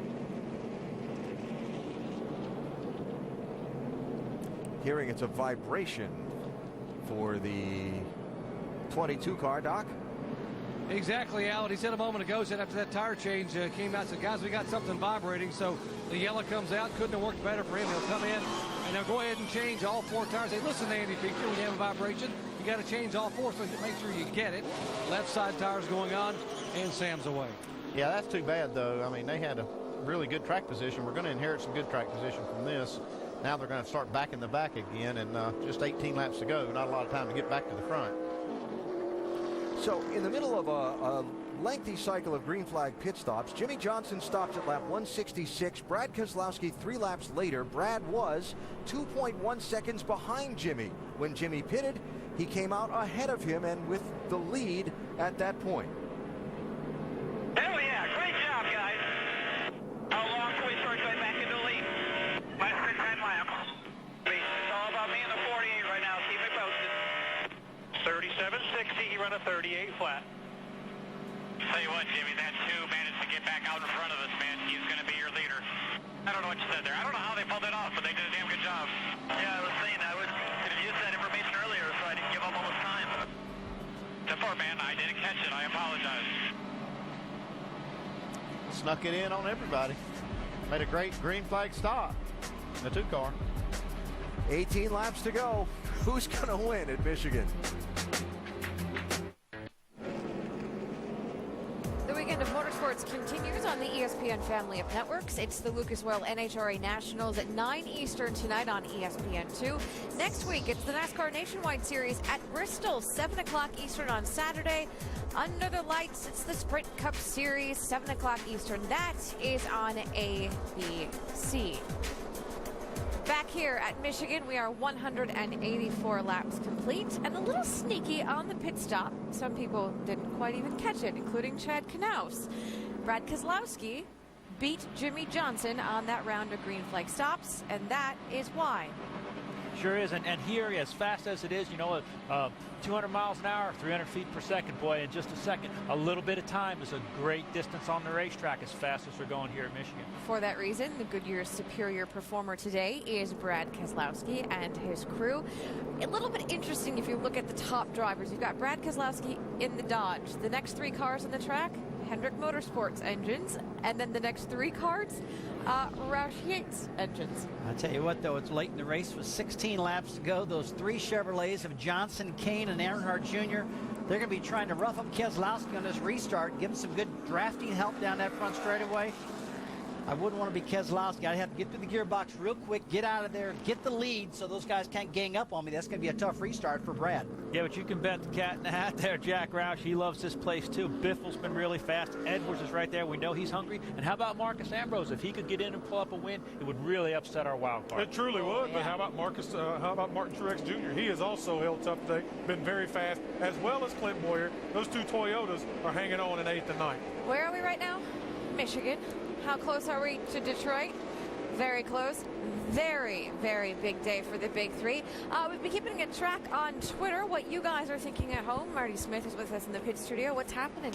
Well, Nicole, what's trending right now certainly is what Paul Wolfe and Brad Keselowski have now pulled off as the race leaders. Everyone talking about this. Warlick 14 says that, in fact, they're the best driver-crew chief tandem in the business this year. We've all been so impressed over the past 2 years with how well they have come together. They're so cohesive with one another, and their communication is so good.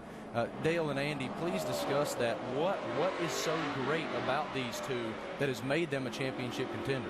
I think they're a lot alike. They're both they think a lot. They don't just try to outwork everybody or do, which is beneficial. But they are very smart about what they're doing, and they're always thinking. Brad's always thinking in the car. And I know as a crew chief, I like that. I like somebody that's helping me. Yeah, he does that. But one thing, if that driver has confidence in the crew chief and the calls that he's making, he puts that in his hand, you can do a lot of things as a driver inside that race car. And Brad Keselowski is on board with Paul Wolfe. They are a combination to be reckoned with. So doubled up for the restart. 14 laps to go. The fuel mileage, that's not a factor in deciding this one. Remember, the restarts in this race have been fairly wild, and it's still fast, and it's still slippery, and it's still not a 5-wide Michigan like it used to be with this new pavement. They're going to be fighting for a lot of ground here as we go racing and sort this out. Green flag, green flag.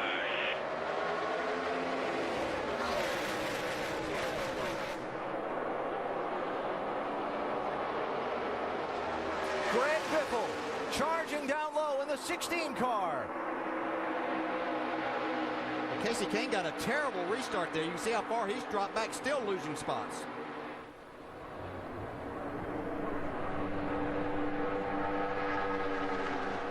Five car back there racing for 7th now. And they're 3 wide behind him. Kyle Busch had finally positioned himself as he's sideways off of turn 4. Positioned himself up in the top 10. That might cost him a little bit there.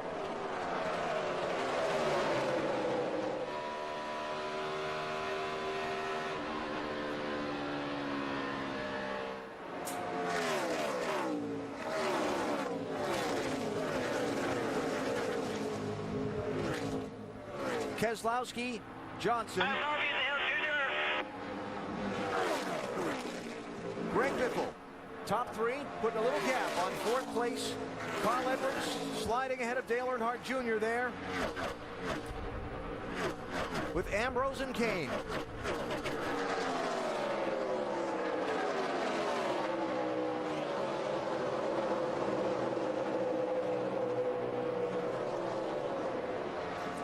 This is going to be a fight.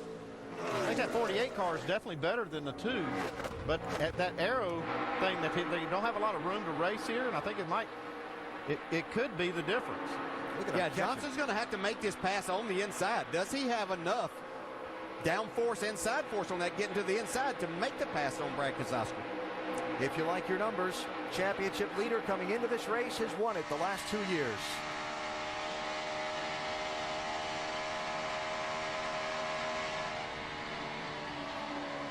A 194.9 mile-an-hour lap last time for Brad Keselowski.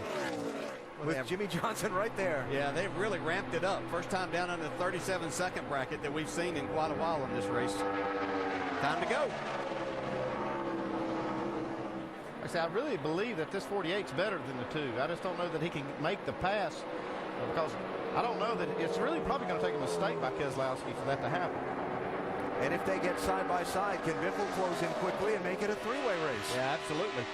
And is Johnson going to have to get right to the bumper to really loosen Keselowski up to make that mistake? Just sneaks the left headlight out to 1 and 2 here.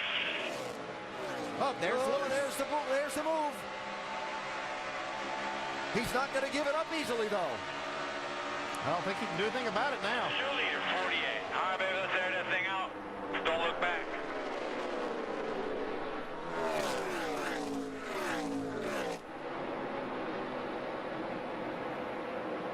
I think that just too much car there. I think Johnson's car is just too strong. Yeah, and he did everything they needed to do. He got on the bumper, down on the inside, loosened the 2 car up. Nothing that Brad Keselowski can do in that situation. Now he's got to deal with Biffle. For 2nd place. And hanging on again is the 2.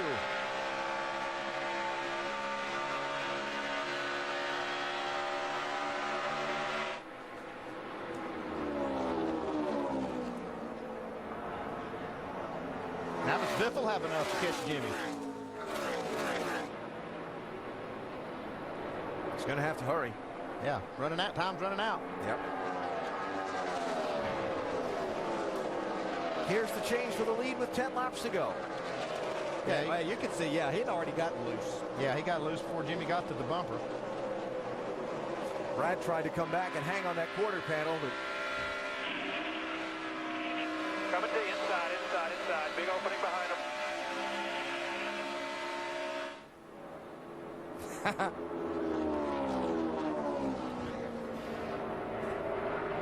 Never gets old.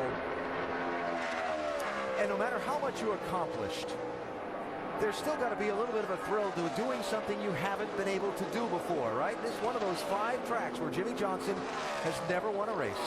Yeah, it's really amazed me when I look at that stat thinking that. And, of course, there have been other opportunities they've had leading races trying to stretch their mileage, and it didn't just work out for them. So it's not like they haven't put themselves in position. But this is pretty I think what we've been seeing coming here today, the dominance that we talked about at Indianapolis, kind of carrying over to here. He was on pace to win at Pocono. They really have things, as you said, Andy, figured out, especially in the aero department over here.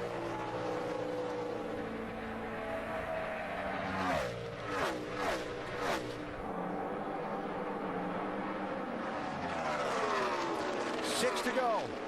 Biffle closing in on that 48 car. Yeah, there was about a half a second difference last lap. Wrong with that 48. Smoke from the 48 car. Just make sure we finish it, bud. Other Hendrick Motorsports cars with engine troubles earlier today. Inside of 6 laps to go, Johnson loses the lead, Dave. A lap ago, he said motor laying down, and they radioed back as if they weren't sure if he was kidding or not. He's not. And there it goes. Might bring a caution out. Stay on the bottom. That's it, it's dead. You can see the water coming out of the exhaust pipe. From leading the race with 6 laps to go to headed for the garage with 5 laps to go for Jimmie Johnson. Wow. Another example of why they haven't won here. Just unfortunate luck, but something going on with that engine department there today. There's 3 of them now. Well, we talked about how hard this track is on engines. It's really been hard on the Hendrick engines today. Yeah, they had ramped up the speeds. We noted that here on this after this last green flag, that they'd really ramped up and run some of the fastest laps of the day. That's amazing. Days like this, you go back and wish you'd run 5 or 10 laps less of practice. Well, remember, they changed an engine in before the practice, too. That engine didn't even have the Friday practice and qualifying on it.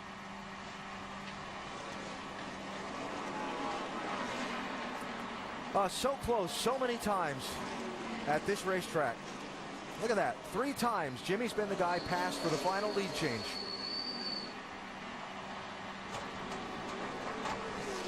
Including one where he ran out of fuel with the finish in sight. I don't care how many races you win or have won, to lose one this close to the end and have a dominant car hurts bad. Well, the picture has changed. And certainly the post-race review for the Hendrick organization will be an intense one, because things certainly didn't turn out today as they would have liked under the hood.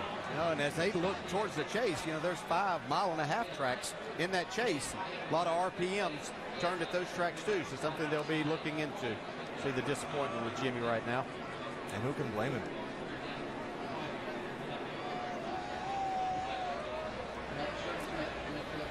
So, the caution flag, the cleanup, setting up a green-white checker finish here at Michigan.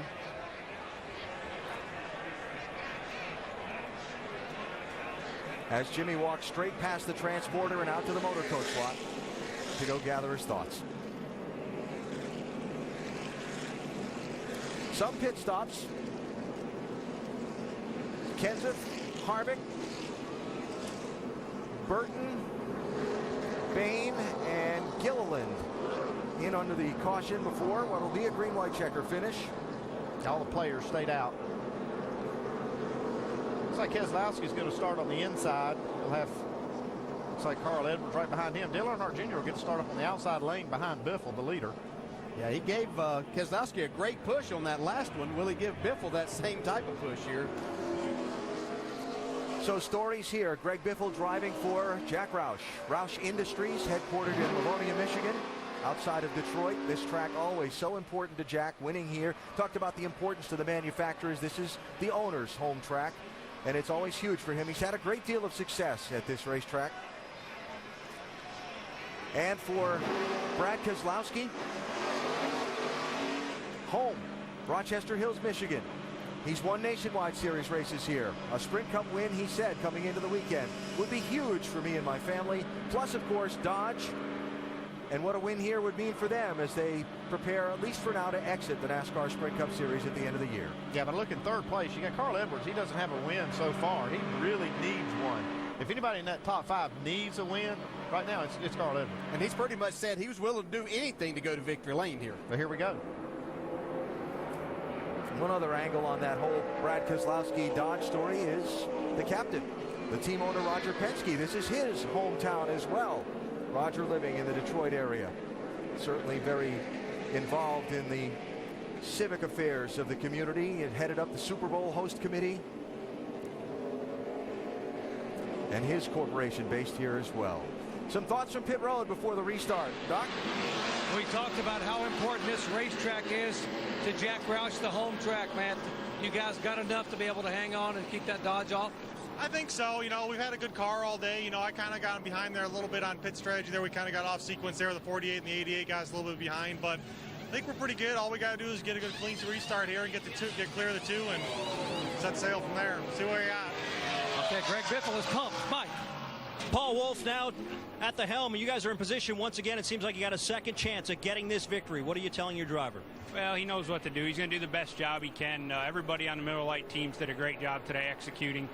We don't quite have the speed as the 48 and 16 there, but we got guys that are working as hard as they can, and you know, we continue to put ourselves in position. That's all we can ask for right now. The X factor, Alan, they said they might be just a little close on fuel. And we saw the guys shut them off to save some fuel here. So this is the first of potentially 3 attempts at a green-white checker finish. They throw the green flag. If the race is under caution at its scheduled conclusion in order to try and give the fans a green flag finish, NASCAR extends the race, will wave the green flag. They'll race a lap. If they're still under the green when they take the white flag, the next flag ends the race, be it either the caution or the checkered flag. Greg Biffle with Brad Keselowski to his inside. Row number 2, Carl Edwards and Dale Earnhardt Jr. Green flag.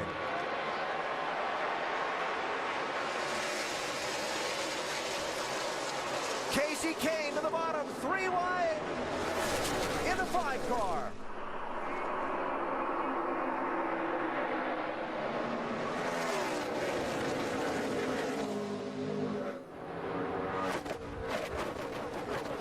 All of that happening just like Greg Biffle would have planned it out. He got a great jump, and the others were racing hard. Keselowski coming at him, though. I think Keselowski did a good job to fend off the 5-car Casey Kane, and now he's on Biffle. Got a shot to win. Here they come to the white flag. Flag one more time around. Last lap at Michigan. Biffle in the 16, Keselowski in the 2 for the win.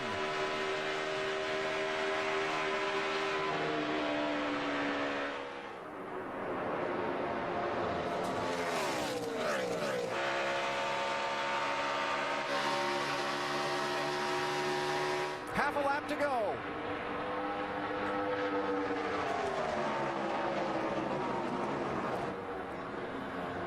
Will he get a shot? Keselowski trying to wheel it. It's not sticking.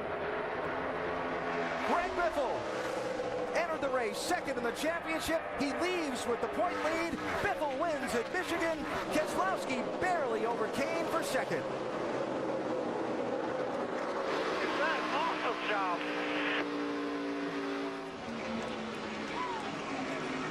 Was even cooler than first. Hit it forward, thanks forward, that was awesome.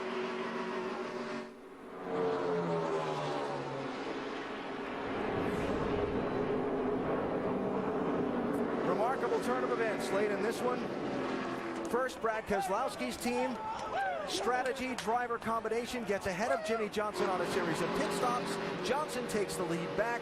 Then Johnson's engine fails. Biffle gets a chance to race for the win and scores the victory today.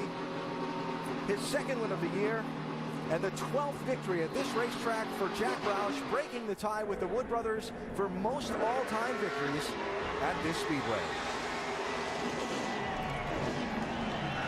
How about it, Vince? Big win for this 16 on a number of different levels, Matt Pusher. What stands out most about what means the greatest about this victory? I don't even know what to say right now. Greg Biffle, I mean, I'm just blessed to be able to work with Amanda, the talent, this team. You know, this team, we were off on Friday. We weren't where we need to be. We sat down, we worked on our stuff, got the stuff right yesterday, and it just paid off. You know, I got a little behind there. I got a little off sequence with that 48 and the 88, and I kind of was kicking myself in the butt for that. But, you know, Greg just made up the difference, and he wasn't taking second, I can tell you that. You know, he just did a heck of a job. The championship leader, congratulations. Thank you, guys.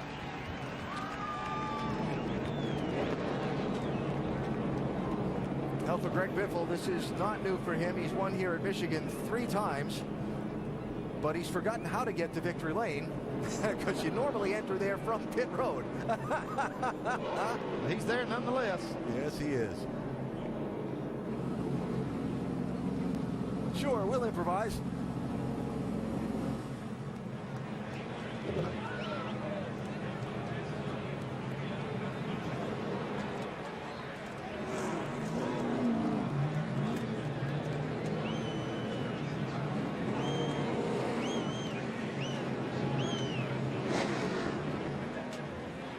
Brad Keselowski finishing second. Earnhardt Jr. finishing fourth. Brad had to hold off Kasey Kahne at the stripe for that runner-up spot after driving hard into turn 3 to see if he could get to Greg Biffle.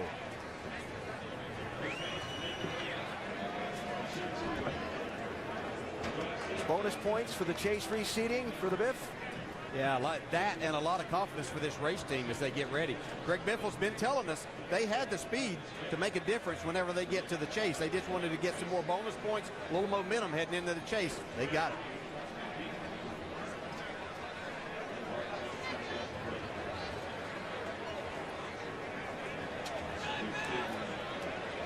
So in his owner's hometown, and you heard him mention the manufacturer and the importance there on the radios on the cool-down lap. A big day for Greg Biffle and his team. We head down to Victory Lane, presented by Pennzoil.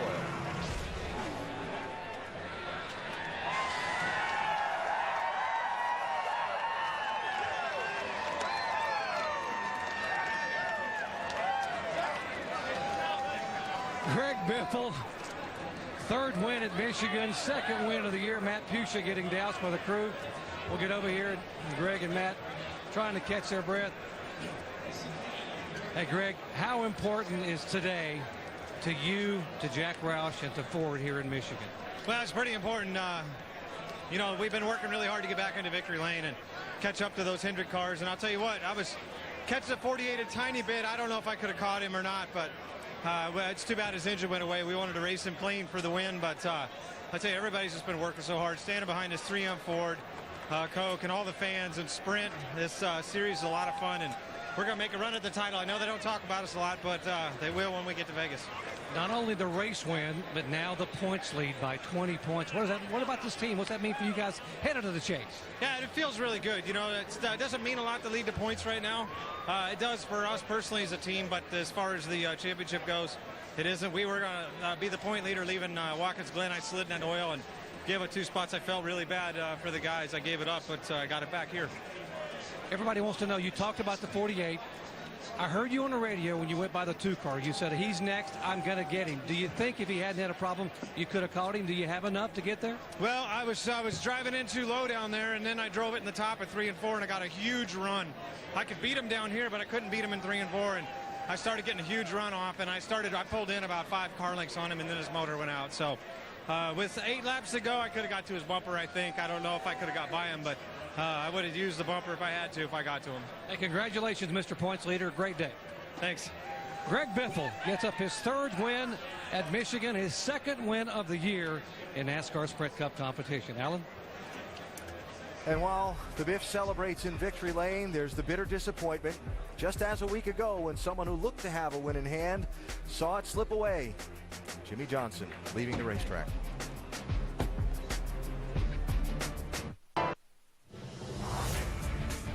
Here's a little different view of the burnouts.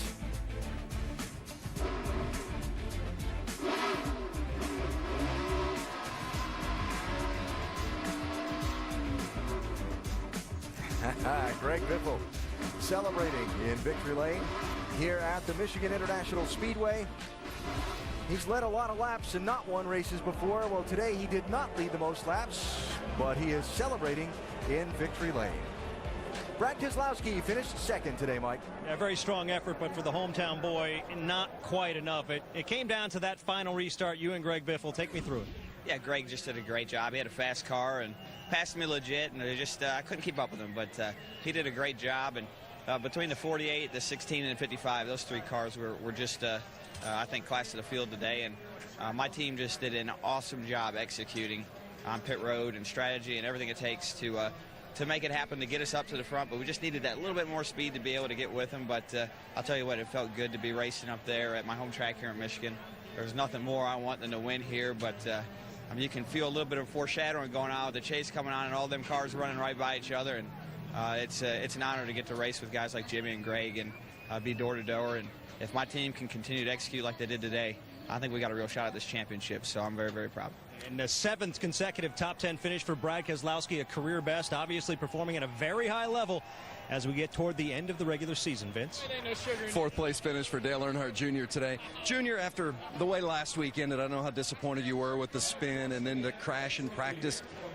How important was it to come back and have the kind of day you had here today? I felt like I was under a lot of pressure just not to make any more mistakes. I'd spun out twice in the last 2 weeks on my own, and that's just something I try not to have happen, and I try not to have that kind of reputation. I felt real bad last night about wrecking the car and all the work the guys had to do. They had to stand in the garage a little extra yesterday to get this car today ready, and they just poured through so many documents and notes on that car to try to get competitive and put it on the starting grid this morning. They did an awesome job, so I give my crew and all those guys all the credit for today, and Steve did a good job getting us some track position with his pit strategy and give us an opportunity to get a good run. We had a pretty good car, maybe not quite enough to win, but we had good speed. You got up on the wheel too, well done. Thank you, sir. Dale Jr. Alan. Vince, thanks. And as we continue our post-race coverage, so many different things to touch on after what was a very eventful day here in Michigan. Let's start with the championship standings. So Greg Biffle goes to the top. Jimmy Johnson falls down to 4th. And my eyes are drawn to Tony Stewart, just 34 points ahead of 11th with 3 races to go. Yeah, Denny Hamlin there, just 33 ahead. That means Casey Kane is only 33 out. If he takes his 2 wins up in there, how does that shuffle things outside the top 10? So a lot to talk about and look at. Yeah, they're still pretty dynamic as how these cars are going to line up when the chase cutoff comes. But I see a lot of problems in that Hendrick organization right now with these engine issues that they have. They have plenty of speed, but their durability is definitely in question as they go into the chase. So Greg Biffle, the new championship leader. Matt Kenseth is now 2nd in points. And Kenseth wound up today and maybe not having the finish he quite hoped for. Let's hear from him. Dave? Yeah, but a pretty amazing turnaround when you think about it. A flat right rear tire, a car that was unruly to say the least. Matt, how'd you come home 17th and gain a spot in the points? Well, we gained a spot in the points because the guy ahead of me blew up. And we came home 17th because we just had everything go wrong. So it was really an uphill battle for our 5th, Ford Fusion. But really happy for Greg and them guys that won. I think as an organization, we really needed a win. And all our cars seem to be pretty fast today. So for us, the biggest challenge is we were really good in the beginning. As soon as the sun came out, we were just kind of junk. And the farther we got back and more problems we had, the tougher it was for us. All right, still in championship hunt. Very good today at the end, but a tough way to get there for Matt. Dr. Punch? And Casey Kane, when the day began, everyone's talking about watch the 5 car. Well, on a restart, here you came. They look like you had a shot. Yeah, we had a good last restart. Our Farmers Insurance Chevrolet took off well, and our engine ran great. We had a really fast car all day long, but weren't able to get to the leaders. They had kind of got up there, and but the restarts were big today. That was crucial points, was either getting past or trying to pass on restarts. Casey Kane finishing 3rd. By the way, the 4th top 3 finish for Kane in the last 7 races. How about that for momentum, Nicole? How about that, considering he was wrecking on lap 64? Tonight on baseball's biggest stage, Adrian Gonzalez and the Red Sox are in the Bronx to take on division rival, the Yankees, led by Derek Jeter. That is at 8 on ESPN. Then tomorrow at 10 on ESPN2. It's another division rivalry to determine first place in the NL West. Buster Posey and the Giants face Clayton Kershaw and the Dodgers. Sports Center will be seen in San Francisco and LA markets. Sunday Night Baseball presented by Taco Bell, and Monday Night Baseball presented by USAA. One of my favorites. Last week's winner, Marcus Ambrose. A solid performance today, Mike. Yeah, the momentum continues. Another top 5 for Marcos Ambrose. A hard-fought battle this afternoon. How would you assess it? It's a really strong day for the Stanley Ford Rich Petty Motorsports team. You know, we came off a win. Sometimes you struggle to keep that mojo going, but we had a fast car all day. Got track position there late, really made the most of it. I just got to wind that race back because I was holding back Biffle there with about 25, 30 laps to go, and he won. So I got to look about where I lost that race, but really proud of my team, proud of my guys, and carry that momentum through. We've got to win races, so it's great to run top 5, but winning's what it's all about for us. Marcos Ambrose said at the beginning of the weekend that he was in full attack mode. He proved it again today, Vince. With Carl Edwards, who finishes 6th this afternoon. And Carl, we talked before the race about the urgency that you feel as time is winding down to win a race and get in the chase. Car was pretty good today. What was the difference? The car was really good, and we had a gift with that last restart. We just weren't able to capitalize like Greg was. He did a great job. I'm proud that there's a Ford in victory line. I wish it was the 99 Geek Squad Ford. We had Best Buy, Geek Squad, a whole bunch of folks here this weekend, and our whole Fastenal team. We've got to go get it done the next 3 weeks, and this week shows us, at least like you said before we got on it, we've got the speed. We just got to go get it done, and we got to take advantage whenever we can. It was really close today, but trust me, we don't give up. We got 3 races. We can do this. Good luck at Bristol. Thank you, man. Nicole? 3 races until the Chase, and you can join us at the racetrack next weekend. We are at Bristol, followed by Atlanta, and then Richmond, and then the final 10 of the season. Tickets available on NASCAR.com/tickets. Hendrick Motorsports lost 4 engines this weekend, 2 with Jimmy Johnson, 1 with Jeff Gordon, and then another one with Stuart Haas Racing and Tony Stewart. Probably not something they need to worry about next weekend, but Atlanta, possibly. Yeah, that's what's got me concerned, Nicole. Next week at Bristol, I mean, it's all about, getting RPMs down low and getting them up high, typical short track racing. But when they get to Atlanta, where they got high sustained RPMs, like here at Michigan, guys, that's what's really got me concerned. They got a couple weeks to get it fixed, find out what's going on with these engines, because they cannot have any of these problems going to a track like Atlanta. Well, and we heard it was valve springs. And if it is valve springs, what happens is valve springs come in batches. The teams do not build the valve springs. Yeah, they don't make them. They have to buy them. That's and right. It's different batches of wire. So Yeah. I'm sure they're going to be all over it. But I think they're going to find that they got a bad batch of valve springs. Yeah, that wire, they buy that in bulk. Sometimes it has a little titanium in it, and that's what causes these valve springs to go bad. But for me, the focus was obviously on Brad Keselowski and Greg Biffle. Sam Hornish did an outstanding job today, considering he was in Montreal yesterday racing the Nationwide car. He was excellent today. He finished 12th. He should have finished in the top 5. He did a wonderful job. We're going to give Sam Hornish some love because he deserves it today. Let's head back down to victory lane with another happy camper after this one today. He happens to be the winning owner. Doc? And he's dodging the champagne spray right now, Nicole. An hour away in Livonia, Michigan, the headquarters for Roush Industries, and hundreds of employees here today. What does this mean to you, Jack? Yeah, we had a really good turnout today. It's important to win at Ford's backyard, General Motors, and so it's always important to the manufacturers to do well here. We hadn't run as well as we needed to. Our engines were durable today, which is probably their strongest thing. And the cars were well driven. The cars had good speed, but other teams had trouble that might have been able to beat us. I haven't seen you smile that much. You came walking across pit road with some Ford executives around you. This has to give you pretty good pleasure. Yeah, it does give me a good play. There's an expectation that we really put on our best face here, and today it worked out for us. All right, Jack Roush, we'll let you go celebrate with your team. And 22 wins in major NASCAR competition for Roush here. Now 12 in Sprint Cup. Nicole? Thank you, Doc. We were talking earlier about a couple of Roush Fenway drivers, including Greg Biffle, and their battle to prove that they're relevant, to prove that they belong at top, and their goal is to win the points in the regular season. And look who's there right now, Greg Biffle. Biffle's just doing a fantastic job. And let's face it, though, the 48 car Jimmy Johnson had these guys beat today. But, hey, this is racing, and things like this happen, and Biffle was there to take advantage of it. They probably were the second fastest car, Greg Biffle, I would say. But he got it done. Now he's our points leader. And the cat in the hat's all happy. Yep. The Ford guys are happy. That's right. And they won the manufacturers' battle right here in Detroit City. Unfortunately, we heard Greg say we haven't been giving him any love. He was a part of our show earlier today, and it got deleted because we had so much going on. But we were going to talk about... Who talked too much? Yeah, well, you guys talk too much. we were going to talk about Greg Biffle because Greg, he has led a lot of laps at this racetrack. He hadn't been to victory lane before today. We recognized that. We thought he could be a threat, but we just didn't know he was going to go out and take care of business like he did. Yeah, he hadn't been to victory lane in the last 4 When after you're under leading. the radar, no pressure. We keep the pressure off him. Stay under That's the right, radar, don't say Greg. anything. Stay under the away from radar. him. Stay under the radar. Final thoughts as we head into Bristol. We've got a couple of drivers obviously looking for wins. We've got 3 races to go just before the wild card. You pointed out Carl Edwards and saying Atlanta may be his best shot, but he's awfully good at Bristol as well. Yeah, he's pretty good at Bristol, but I just don't look for him to win at Bristol. I don't. I'm actually looking at Kyle Busch, or I'm looking at the Brad Keselowski to win Bristol. Those guys are very strong there. But when you get to Atlanta, Georgia, the following week, Carl Edwards is the guy that I'm looking to win that race. He needs to win that thing. He's won it before. He's fantastic there. That could get him in the chase. And I think that's, if you talk to Carl, he's probably got that one eyeballed also. Kyle's won 5 times at Bristol. I think he's going to be the guy to beat when we go there next week. I think he could be right at Atlanta, but he's going to have to beat Jimmy Johnson, I do think, when it comes down to it, Atlanta, because they're going to bounce back over at that the Hendrick arsenal. I know they're working on it right now. They'll have something special going forward these next few weeks. Oh, yeah, I can tell you the phone lines will be burning up fixing that. But I'm going to tell you, you got to throw a shout-out again to Brad Keselowski and Paul Wolf. Yeah. Second again this week, great pitch strategy. I think he's going to be a factor next week.